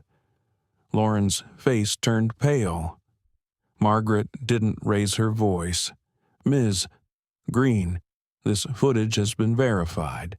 You were recorded accepting money from a passenger in exchange for breaching airline protocol." Lauren swallowed. It wasn't what it looked like. She pressured me. I was trying to keep peace." Margaret nodded once. Peace is valuable, but not when it costs justice. She slid the document across the table. "Effective immediately. Your employment with Aerolux Airways is terminated. The decision is final and non-negotiable." Lauren's lip quivered. "Please, I've been here 12 years. Margaret's tone remained steady. "And, for 12 seconds, you forgot why that mattered." Lauren said nothing. She just lowered her head, the first real gesture of humility in the entire saga. Derek Collins. He came in neck stiff, defensive, still in partial uniform. Before Margaret could speak, Derek started. "This isn't fair. I didn't take any money. I was doing my job." Margaret looked at him quietly. "Your job." "Yes," he said, his voice tightening. "Keeping the customers calm. Prioritizing our VIPs." She clicked play again. Derek's own voice filled the room from Chloe Park's recording. "You're making this difficult, ma'am." Margaret folded her hands. That wasn't keeping calm. Mr. Collins. That was escalating a lie. He glared, deflecting. I was following orders, from whom he didn't answer. Margaret leaned forward slightly. "Mr. Collins, you had authority to act differently. You chose convenience over conscience, and now the company is paying the price." She pushed his termination letter forward. "You're dismissed, effective immediately." Derek looked at the paper, then at her, then at the door like a man realizing he'd reached the end of a hallway with no exit. The last to enter was the most composed. The kind of composure that comes from decades of control, the cockpit, the crew, the sky itself. Margaret stood as he entered. Captain Shaw. He nodded politely. "Ms. Doyle." The conversation began with civility, but civility can be just another kind of denial. Margaret pressed play. Adrian's voice echoed through the office. "Call airport security. Remove her from the plane." Margaret turned the screen off. "You saw no threat, no violation, and yet you used the authority of your rank to expel a passenger who was entirely within her rights." Adrian straightened his shoulders. "I was protecting the integrity of the flight." Margaret met his gaze, and in doing so, you destroyed the integrity of the company. For the first time, he faltered. The pilot who had once commanded thousands of flights suddenly had nowhere to land. "Captain Shaw," she said softly, "effective immediately. You are relieved of all duties and privileges associated with Aerolux Airways." He nodded once, silent, the final dignity of a man stripped of illusion. When the last of them left, Margaret closed her laptop and exhaled. The room felt colder. Justice never feels triumphant when it's real. It feels necessary. That evening, Richard called Camille. "It's done," he said simply. On the other end, Camille's voice was calm. "Thank you." He hesitated. "I hope this helps us start rebuilding." Camille looked out her window at the city lights. "It's a start," she said. "But rebuilding begins when you teach your people why this happened, not just punish them for it." There was a long pause. Richard nodded to himself. Understood. Outside, the night wind brushed against the glass towers of downtown. Somewhere in the distance, a plane lifted off, cutting through the darkness. And, for the first time in days, Camille allowed herself to breathe. Not in victory, but in balance. Because justice, when done right, doesn't shout. It just restores what arrogance tried to bend. For 48 hours, the skies above America saw one less airline in the air. Aerolux Airways, a symbol of luxury and prestige, had grounded every flight. No engines, no boarding calls, no champagne in first class, just silence. To the public, it looked like a bold statement. Inside the company, it felt like penance. The official press release was brief, effective immediately. Aerolux Airways will suspend operations for 48 hours to conduct comprehensive anti-bias and ethical training for all staff. This initiative will be led by NovaCore Technologies. It was the kind of decision that corporations almost never make because it didn't protect profit. It protected principle. And the irony wasn't lost on anyone. The woman they'd humiliated, the one they'd removed from a paid seat, was now the architect of their redemption. Camille Harper stood before a wall of monitors in a NovaCore conference room, her team assembling the final program. On the screens were modules titled unconscious bias in service, authority versus accountability, and when respect becomes resistance. Mia Torres walked in, tablet in hand. All flight staff confirmed, pilots, attendants, management, even ground crew, they'll all be in attendance. First session starts tomorrow morning. Camille nodded, and the board. Mia smiled faintly. Richard Coleman himself requested to join the first session. Front row. Camille paused. Good, let him listen. There was no bitterness in her voice. Just resolve the kind that grows from knowing justice isn't about who pays, but what's learned. The next morning, in a wide training hall that usually hosted executive meetings, rows of Aerolux employees filled the seats, uniforms still pressed, faces uncertain. On the projection screen, the company's new message appeared in white letters against a dark background. We were wrong, and we're fixing it at the root. The room was silent until Camille walked in. She wasn't dressed for battle, no business armor, no sharp heels, just a simple gray suit and the calm of someone who no longer had anything to prove. Richard Coleman stood near the front, shoulders squared, eyes lowered. When she approached, he extended a hand. "Ms. Harper," he said quietly. She shook it. "Mr. Coleman." They didn't need to say more. When the session began, Camille didn't start with slides or statistics. She started with a question. "Who here," she asked, scanning the room, "has ever believed they were fair?" Every hand went up. She waited. "And who here has ever been wrong about that silence?" "I have," she said softly. "Many times. It wasn't a confession. It was permission for everyone in the room to be human. That's the point of today." She continued, "We're not here to blame.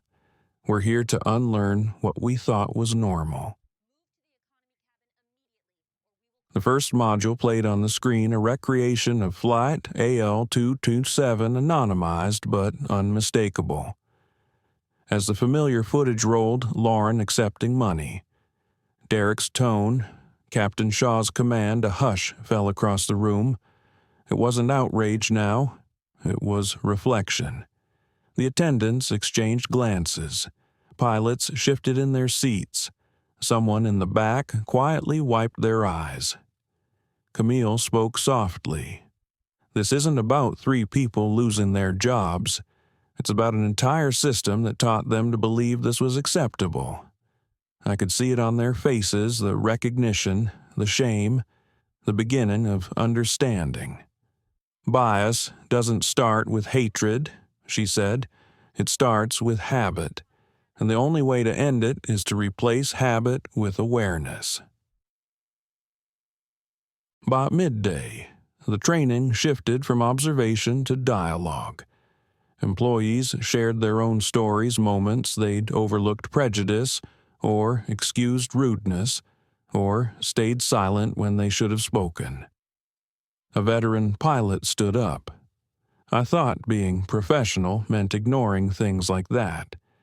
But now I see silence as a choice." Camille nodded. "Yes. And silence, when used with purpose, can be power. But silence used to avoid truth that's complicity." Richard Coleman listened quietly from the front. Every word seemed to weigh on him. When the floor opened for discussion, he stood. "I was the CEO when this happened," he said slowly, "and I didn't stop it. That's my failure. The room was still. I can't undo what we did." He continued, "But I can promise you this company won't hide behind procedure again. Not while I'm here." Applause wasn't expected, but it came anyway, soft, respectful, more like acknowledgement than celebration. By the end of the second day, the transformation had begun. New policies were signed, not drafted by lawyers, but shaped by staff input. A respect. First protocol was introduced. Any employee could challenge a decision if they believed bias was at play, without fear of retribution. Anonymous reporting lines were replaced with open forums. Diversity wasn't a checkbox anymore. It was a standard. For the first time, Aerolux's employees didn't feel like they were protecting a brand. They felt like they were protecting each other. That evening, Camille and Richard stood outside the training hall. The sunset washed the building in soft gold, that fragile color between day and night. Richard looked out over the tarmac. "You know," he said, "when you first walked into that boardroom, I thought you wanted revenge." Camille smiled faintly. "If I wanted revenge, I'd have left you to destroy yourselves." He exhaled, half a laugh, half relief. "Then why help us because fixing the system helps more than punishing it?" she said simply. "If you only fire people, you teach fear. If you reform them, you teach growth." He nodded slowly. "You've changed this company, Camille." She shook her head. "No, the truth did." The next morning, the headlines were different. Aerolux halts flights for nationwide anti-bias training partnered with former victims' company. From scandal to Standard Airline takes real steps to address racism in the skies. Public sentiment shifted from anger to respect. Even competitors quietly took notes. Camille read one headline on her tablet, then set it aside. Recognition was never her goal. Repair was. That night, she walked alone through the quiet corridors of Novacor's headquarters. The city outside shimmered like a sea of glass. She paused by the window, watching a distant plane rise into the dark, an Aerolux jet. Back in the air. "I guess they learned to fly again," she murmured. In her reflection, she saw not triumph, but peace. Because justice, when it works, doesn't leave scars. It leaves understanding. And that, she thought, is how a broken system begins to heal. The news broke quietly, no press release, no headlines this time. Just a brief internal memo from Novacor Technologies effective immediately. Novacor will launch a new leadership ethics program in partnership with Aerolux Airways. The program is called Second Chance. That was all it said. But within hours, the industry started whispering, because everyone knew who the participants were: Lauren Green, Derek Collins, Captain Adrian Shaw. The same three names that had headlined every scandal story now appeared beneath a new phrase: redemption through accountability. At first, people thought it was a PR stunt, a glossy way to soften the past. But Camille Harper didn't do stunts. The invitation she sent to each of them was short, handwritten, and painfully direct. You cannot undo what's done, but you can understand why you did it. That's where healing begins. See, ha. Lauren Green was the first to respond. Her email came at midnight, a single line: "If there's a chance to make it right, I'll take it." Derek Collins replied 2 days later, hesitant but sincere: "I'm not sure I belong in that room, but I'll show up." Captain Adrian Shaw didn't reply at all. He just arrived on the first day 15 minutes early. The training center wasn't a corporate classroom. It was quiet, sunlit, almost like a chapel. No logos, no podium, just a semicircle of chairs facing a large screen. Camille entered with a small group from Novacor's behavioral ethics team. She didn't wear her CEO title today. She wore humility and purpose. "Good morning," she began, voice steady. "This isn't about punishment. You've already faced that. This is about understanding what led you there." The three former employees sat apart, unsure of how to meet each other's eyes. She gestured toward the screen. "We'll begin where it began." The lights dimmed. The footage from Flight AL-227 filled the room. The camera caught everything: the tension, the words, the body language, Lauren's nervous smile as she justified her actions, Derek's clipped tone, Adrian's calm command that carried quiet authority but no compassion, the sound of Camille's own voice, calm, patient, refusing to rise. When it ended, no one spoke. Lauren's eyes glistened. "I didn't realize how I looked. I thought I was being professional." Camille nodded. "That's how bias hides. It dresses up as professionalism." Derek leaned forward, elbows on knees. "I kept telling myself I was protecting the airline. But really, I was protecting comfort, mine and Victoria's." Camille didn't interrupt. She just let the silence sit there until the truth had room to breathe. Adrian finally spoke. "I told myself I was maintaining order, but what I really did was maintain hierarchy. I saw her calm as defiance, not dignity."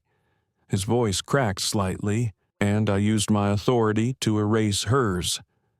No one said anything for a long moment. Camille finally replied, quietly, "The most dangerous kind of power is the one that doesn't know it's being abused." The following sessions were harder. For days, they dissected each frame not as punishment, but as reflection. Every phrase, every hesitation, every micro-expression became a mirror. Lauren flinched at her own tone. Derek caught himself justifying. Adrian sat in silence longer than he spoke.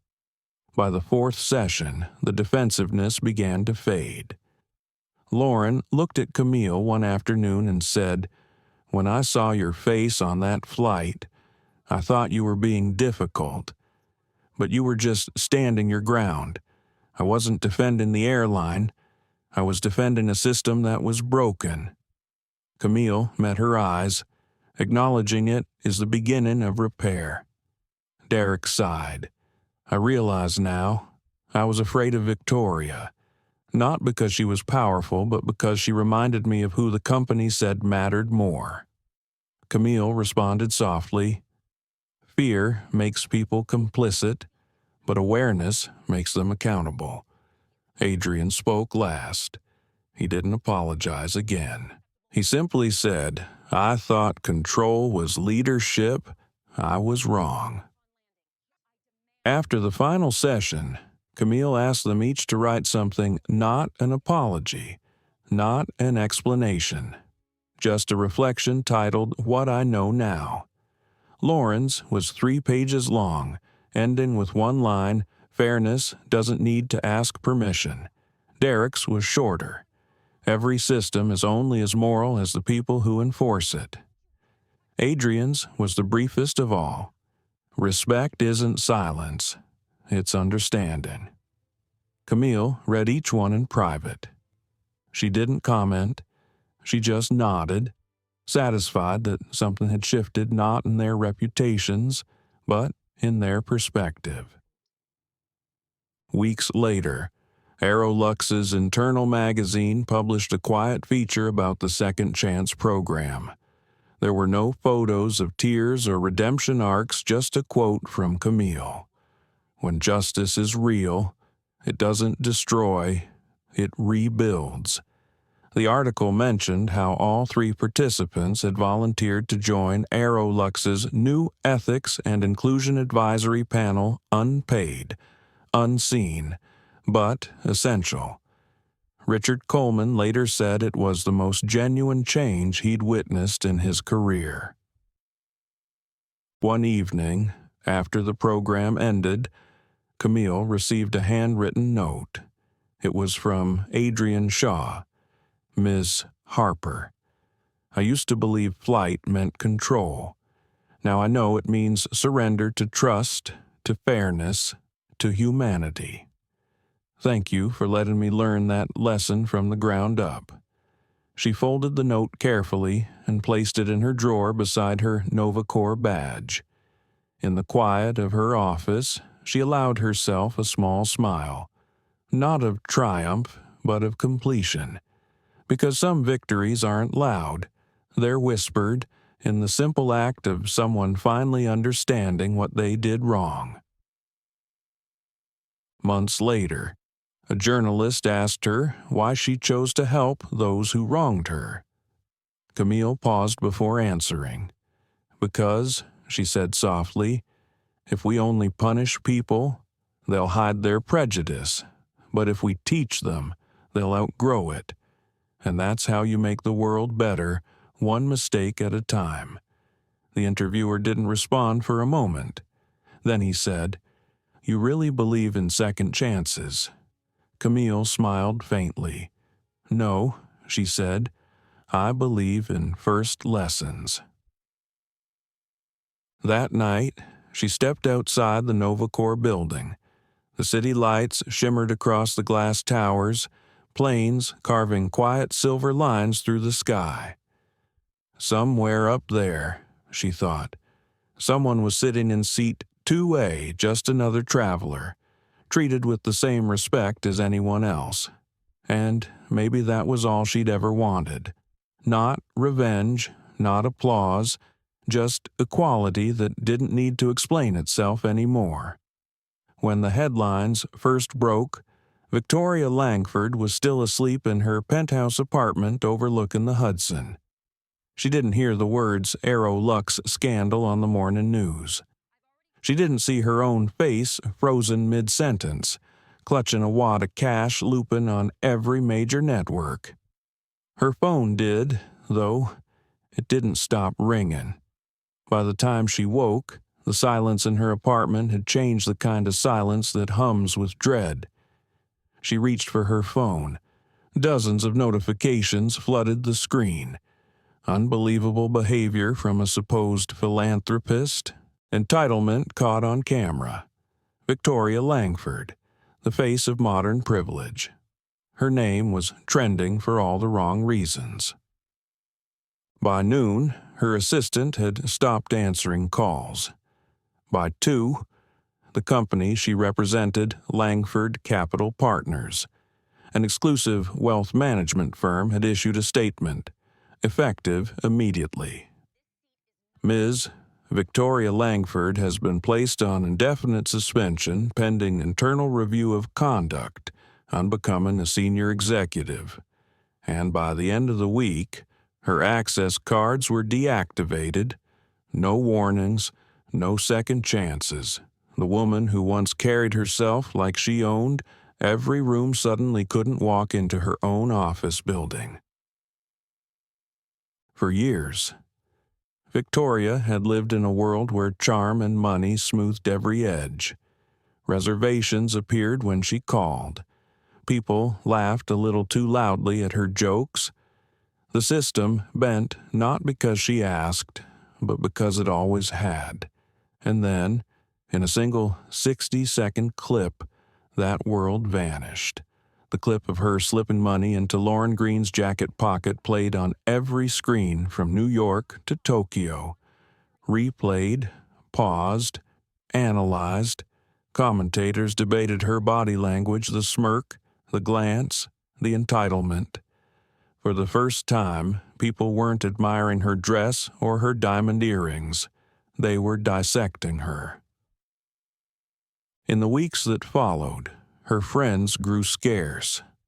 The invitations stopped, the charity boards restructured. The boutique she frequented suddenly had no record of her membership. Privilege, she realized, evaporates quickly when the air of admiration goes thin. She still had money enough to live comfortably, but what she didn't have anymore was belonging. It was strange, she thought, how wealth can't buy silence once the world decides to listen. One evening, she sat alone in her apartment, the lights off, the city outside pulsing faintly through the windows. For the first time, she opened the video on her laptop, the same one that had destroyed her life. She forced herself to watch it. At first, she tried to justify it. I was tired. The flight was overbooked, the attendant insisted, but the truth refused to bend. There she was, leaning forward, eyes cold, voice sharp. I always sit in 2A. And then, the moment, the slip of money, the glance, the smug certainty that she could fix anything with cash. When the video ended, she didn't speak. She just pressed play again and again. The third time, her hands began to shake. Because for the first time, she saw not power but fear, not superiority but smallness. It hit her all at once. She had been taught and had believed that wealth meant worth, that status meant safety, that skin tone meant advantage, and she had built her identity on those lies. In the weeks that followed, she stayed indoors. The doorman stopped greeting her. Neighbors avoided eye contact. She tried to call old friends women she'd vacationed with, men she'd toasted champagne beside. Most didn't answer. The few who did spoke in careful, clipped tones. One even said, "You'll land on your feet." Vicky, people forget. But this time, they didn't, because this wasn't about a mistake. It was about a mirror one that society had started to hold up, and she couldn't look away from. Eventually, she sold the penthouse. The buyer didn't know who she was, and she didn't offer to explain. She moved into a smaller apartment in Brooklyn. No staff, no chauffeur, just her and a kettle she didn't quite know how to use. The first few mornings, she tried to keep her old routines, the Pilates, the imported coffee, the perfect hair, but rituals built on image collapse when no one's watching. So she stopped pretending. She began reading instead about privilege, race, bias, history, books she'd once ignored because they made her uncomfortable. Now, they made her human. Months later, she found a small volunteer position at a community outreach center in Harlem bookkeeping. At first, no one recognized her, no one cared about her last name, and maybe, for the first time in her life, she didn't mind. She listened to people's stories about rejection, about working twice as hard for half as much, and she realized how small her understanding of struggle had been. There were moments she wanted to defend herself, to say, "I wasn't that kind of person." But she knew better now. Intent didn't erase impact. So she listened and learned. One afternoon, she overheard two women at the center talking about Camille Harper, how she'd turned humiliation into reform, pain into leadership. Victoria froze. She hadn't seen Camille since that day on the plane.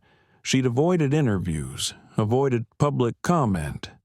But hearing her name spoken with such respect did something strange inside her, something like humility. That night, she wrote a letter. "Ms. Harper, I don't expect forgiveness. I only wanted you to know that I see now what I refused to see then. I watched the video again, not as a defense, but as a lesson. I was wrong, and for the rest of my life, I intend to live like someone who knows better." She never sent it. Some apologies, she decided, are better lived than mailed. A year later, no one talked about the scandal anymore. The world had moved on, as it always does. But Victoria hadn't. She still worked quietly at the outreach center, still rode the subway, still learned how to listen. The woman who once believed seat 2A belonged to her now understood that no seat, no title, no privilege ever truly does. It all has to be earned every single day. Sometimes, late at night, she thought about that flight, the faces, the silence, the weight of her own arrogance, and though she had lost everything she once valued, she realized she'd gained something far rarer, a conscience. 6 months can change everything if the lesson is deep enough. Half a year after the incident that had nearly grounded it for good, Aerolux Airways wasn't the same company anymore. Its slogan used to be luxury in the skies. Now, it was respect at every altitude. That small change, just 4 words, told a much bigger story. Inside the glass headquarters of Aerolux, the air felt different. Gone were the nervous whispers that used to fill the hallways after the scandal. In their place came purpose quiet, focused, almost humble. A framed photograph hung near the entrance now, the moment from 6 months ago when Camille Harper and Richard Coleman had shaken hands not as adversaries, but as partners. Below it, a plaque read, "Forgiveness isn't forgetting. It's choosing to remember differently." At the morning press conference, reporters gathered in a bright, sunlit hall lined with Aerolux banners. Cameras hummed, microphones clicked. Richard Coleman stepped to the podium first. His suit was immaculate, but there was no trace of the corporate polish he once hid behind. He looked older, not from stress, but from clarity. 6 months ago, he began, Aerolux faced a truth we didn't want to see. We believed good service was about comfort. We learned it's about character. He paused, then turned slightly toward Camille Harper, who sat in the front row. "Today," he continued, "we stand here because someone we wronged decided to help us heal instead of destroy us." Camille didn't move or smile. She just met his eyes calm, steady, composed.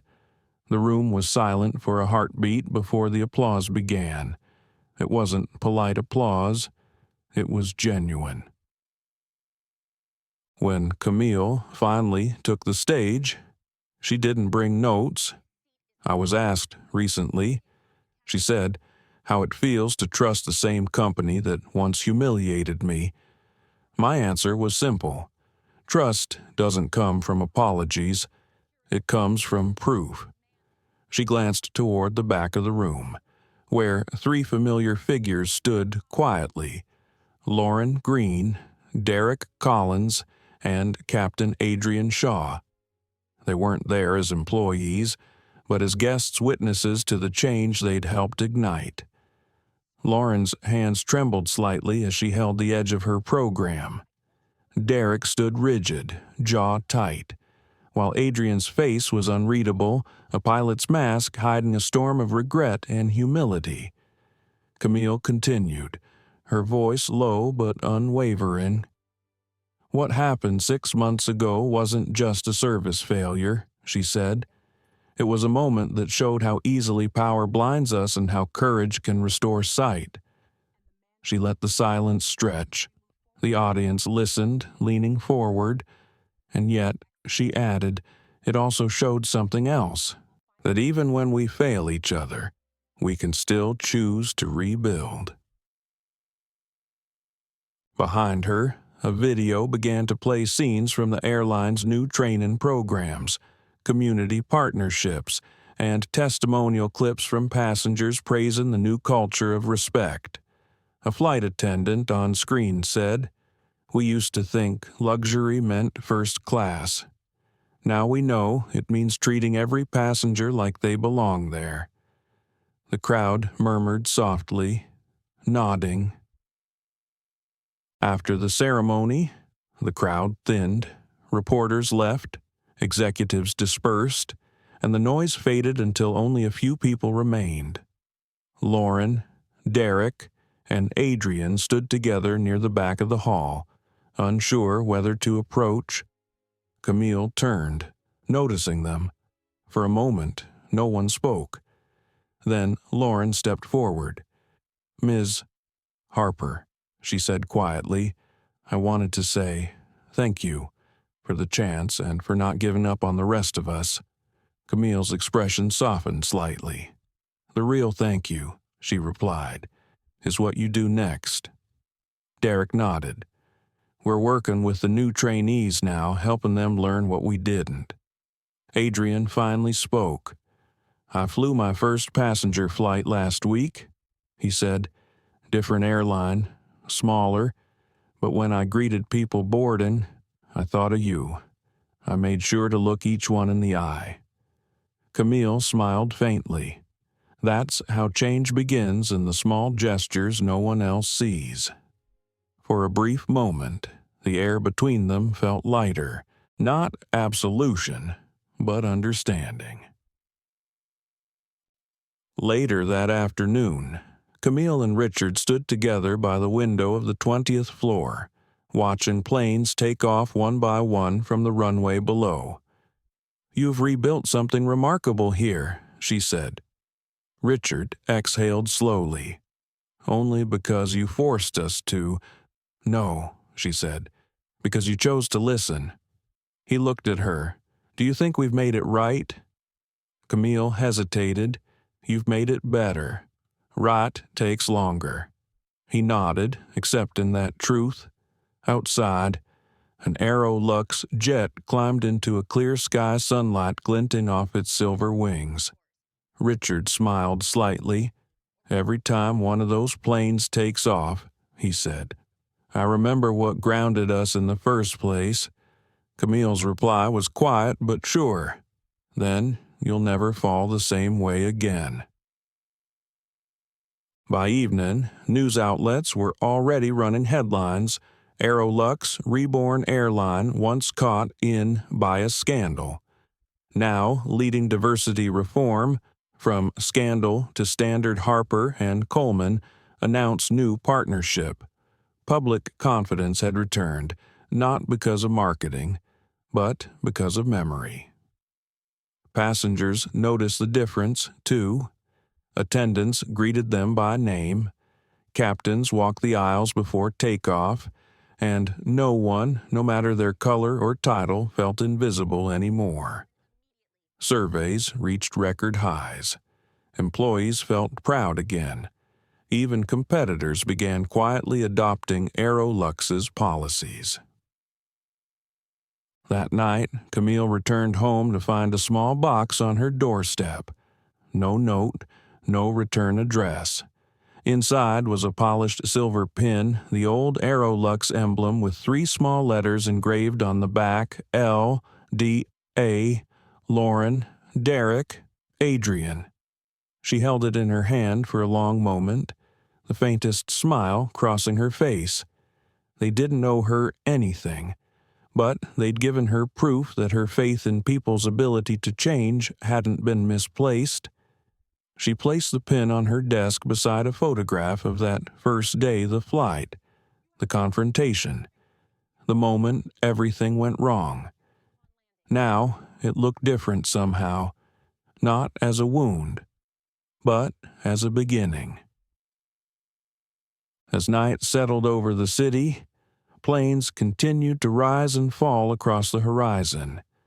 If you didn't know the story, you'd think Aerolux was just another airline. But for those who did, for those who remembered Seat 2A, every flight was a quiet reminder. One act of prejudice had nearly broken them. One act of grace had rebuilt them. It was spring again when Camille Harper returned to the airport. The same glass walls, the same polished floors, the same smell of jet fuel and coffee that had filled the air that day on the flight AL-227. But everything felt different now. A new Aerolux banner stretched across the terminal wall, respect takes flight. Passengers move through the concourse diverse, busy, unbothered. No one stared, no one whispered. Just the quiet rhythm of ordinary people being treated as equals. Camille paused near gate 14, watching a flight crew greet passengers with genuine smiles. The uniforms were the same. The spirit wasn't. At the far end of the terminal, a small press event was underway, modest, almost understated. Richard Coleman stood at the podium, speaking not as a CEO defending a brand, but as a man who had learned humility the hard way. 6 months ago, he said, we didn't just fix our procedures, we changed our purpose. Aerolux exists now for one reason: to remind the world that respect isn't a feature of service. It's the foundation of humanity. Behind him, a new plaque was unveiled. It read, "Dedicated to every passenger who was ever made to feel small." And to the courage of those who spoke up so others would never have to. The applause was soft, respectful. Camille didn't stand with the speakers this time. She stood at the edge of the crowd, quiet, observing. That's how she preferred it, letting others take the stage while she measured the meaning. After the ceremony, she walked outside toward the observation deck. The afternoon sun was sharp and warm. Planes rose in long arcs over the horizon, gleaming against the sky. That was when she noticed someone else there, a young woman with a camera hanging around her neck. Chloe Park, the intern who had filmed it all. She was older now, though only months had passed, the kind of older that comes from understanding too much too soon. Chloe turned and smiled when she saw her. "Ms. Harper," she said softly. "I didn't expect you here." Camille smiled back. Neither did I. They stood side by side, watching a plane lift off, engines low and even, slicing through the sunlight. "It's strange," Chloe said. "I took that video thinking maybe it would help her help you. I never thought it would change a whole company." Camille's eyes followed the plane upward. Small things start big waves. "Chloe, sometimes the truth doesn't need volume, it just needs a witness." Chloe nodded. "You could have used that video to destroy them." Camille's voice was quiet but firm. "Destruction is easy. Reconstruction takes patience." Down below, passengers continued boarding families, business travelers, flight crews. No one seemed to know who Camille was, and that suited her. She'd had enough of headlines, enough of being a symbol. Now, she preferred being a reminder, subtle, unspoken, enduring. Later that evening, she gave a short talk at a leadership forum, one that wasn't televised, not scripted, just her and a small audience of managers, pilots, and trainees from various airlines. She spoke without notes, hands folded loosely on the podium. "I used to think power meant control," she began, "that the higher you climbed, the louder you had to speak to be heard." She paused, letting the words settle. "But real power," she continued, "isn't about how loud you are. It's about how much change happens when you finally go quiet." The room was still. She glanced at the back. Lauren, Derek, and Adrian sat together, listening closely. They weren't heroes now, just people trying to be better. "I didn't want revenge," she said. "I wanted reflection. Because punishment without understanding just repeats the same story with new actors." Her tone softened. Aerolux didn't rebuild its reputation by hiding from failure. It rebuilt by facing it and by learning from it. That's what justice really is, not reaction, but reformation. When the applause came, It was brief and sincere. No standing ovation. No music, just a quiet acknowledgement from people who understood the weight of what she'd said. Afterward, someone asked her a question. "Harper, if you could go back to that flight, would you change how you reacted?" Camille thought for a long time before answering. "No," she said finally, "because silence, when it comes from strength, speaks louder than outrage ever could." Her gaze drifted to the window, where another Aerolux jet was taxiing under the floodlights. "Justice doesn't need noise," she added. "It just needs memory." Weeks later, Camille was back in her office at NovaCore Technologies. The partnership with Aerolux had grown into something larger, a global ethics initiative for corporate empathy training, now adopted by several major airlines. Her assistant, Mia Torres, entered quietly. "They're calling it the Harper Standard," she said with a smile. Camille looked up from her desk. "Names fade," she replied. "Let's just make sure the lessons don't." She leaned back, watching the city lights flicker through her window, each one a reminder of people moving, working, learning, changing. "Do you think people can really change, Ms. Harper?" Mia asked. Camille smiled gently. "People, yes. Systems, too, if you give them the right story to follow." That night, as the office lights dimmed, Camille stepped out onto the terrace. The air smelled of rain and jet fuel, faint and familiar. Somewhere above, another Aerolux plane roared softly through the clouds. She didn't need to know where it was going, only that it was flying right this time. And in another corner of the city, Chloe Park was editing a short video, a quiet documentary about the journey of Flight AL-227 and the ripple that followed. The final frame carried no narration, only text against a black screen. "When dignity is denied, justice begins.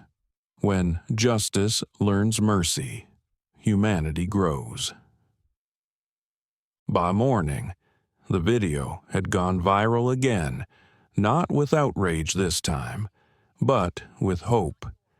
People shared it not because they were angry, but because they believed. In the end, the story wasn't about a scandal or even an airline.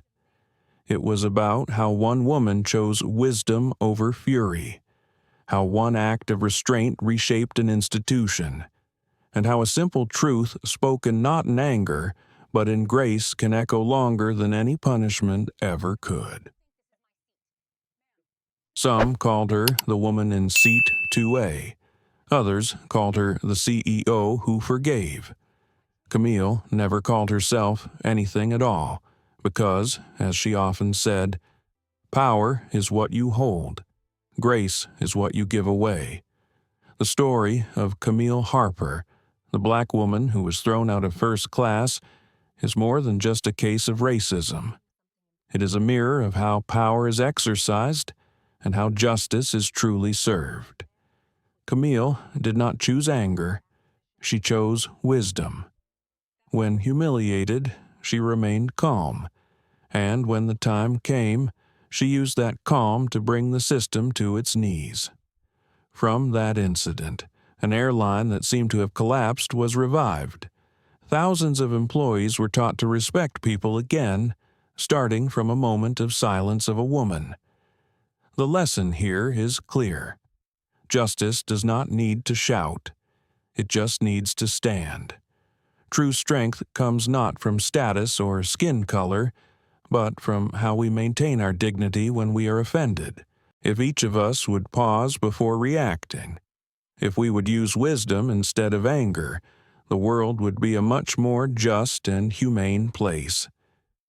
Thank you for watching until the end of the video.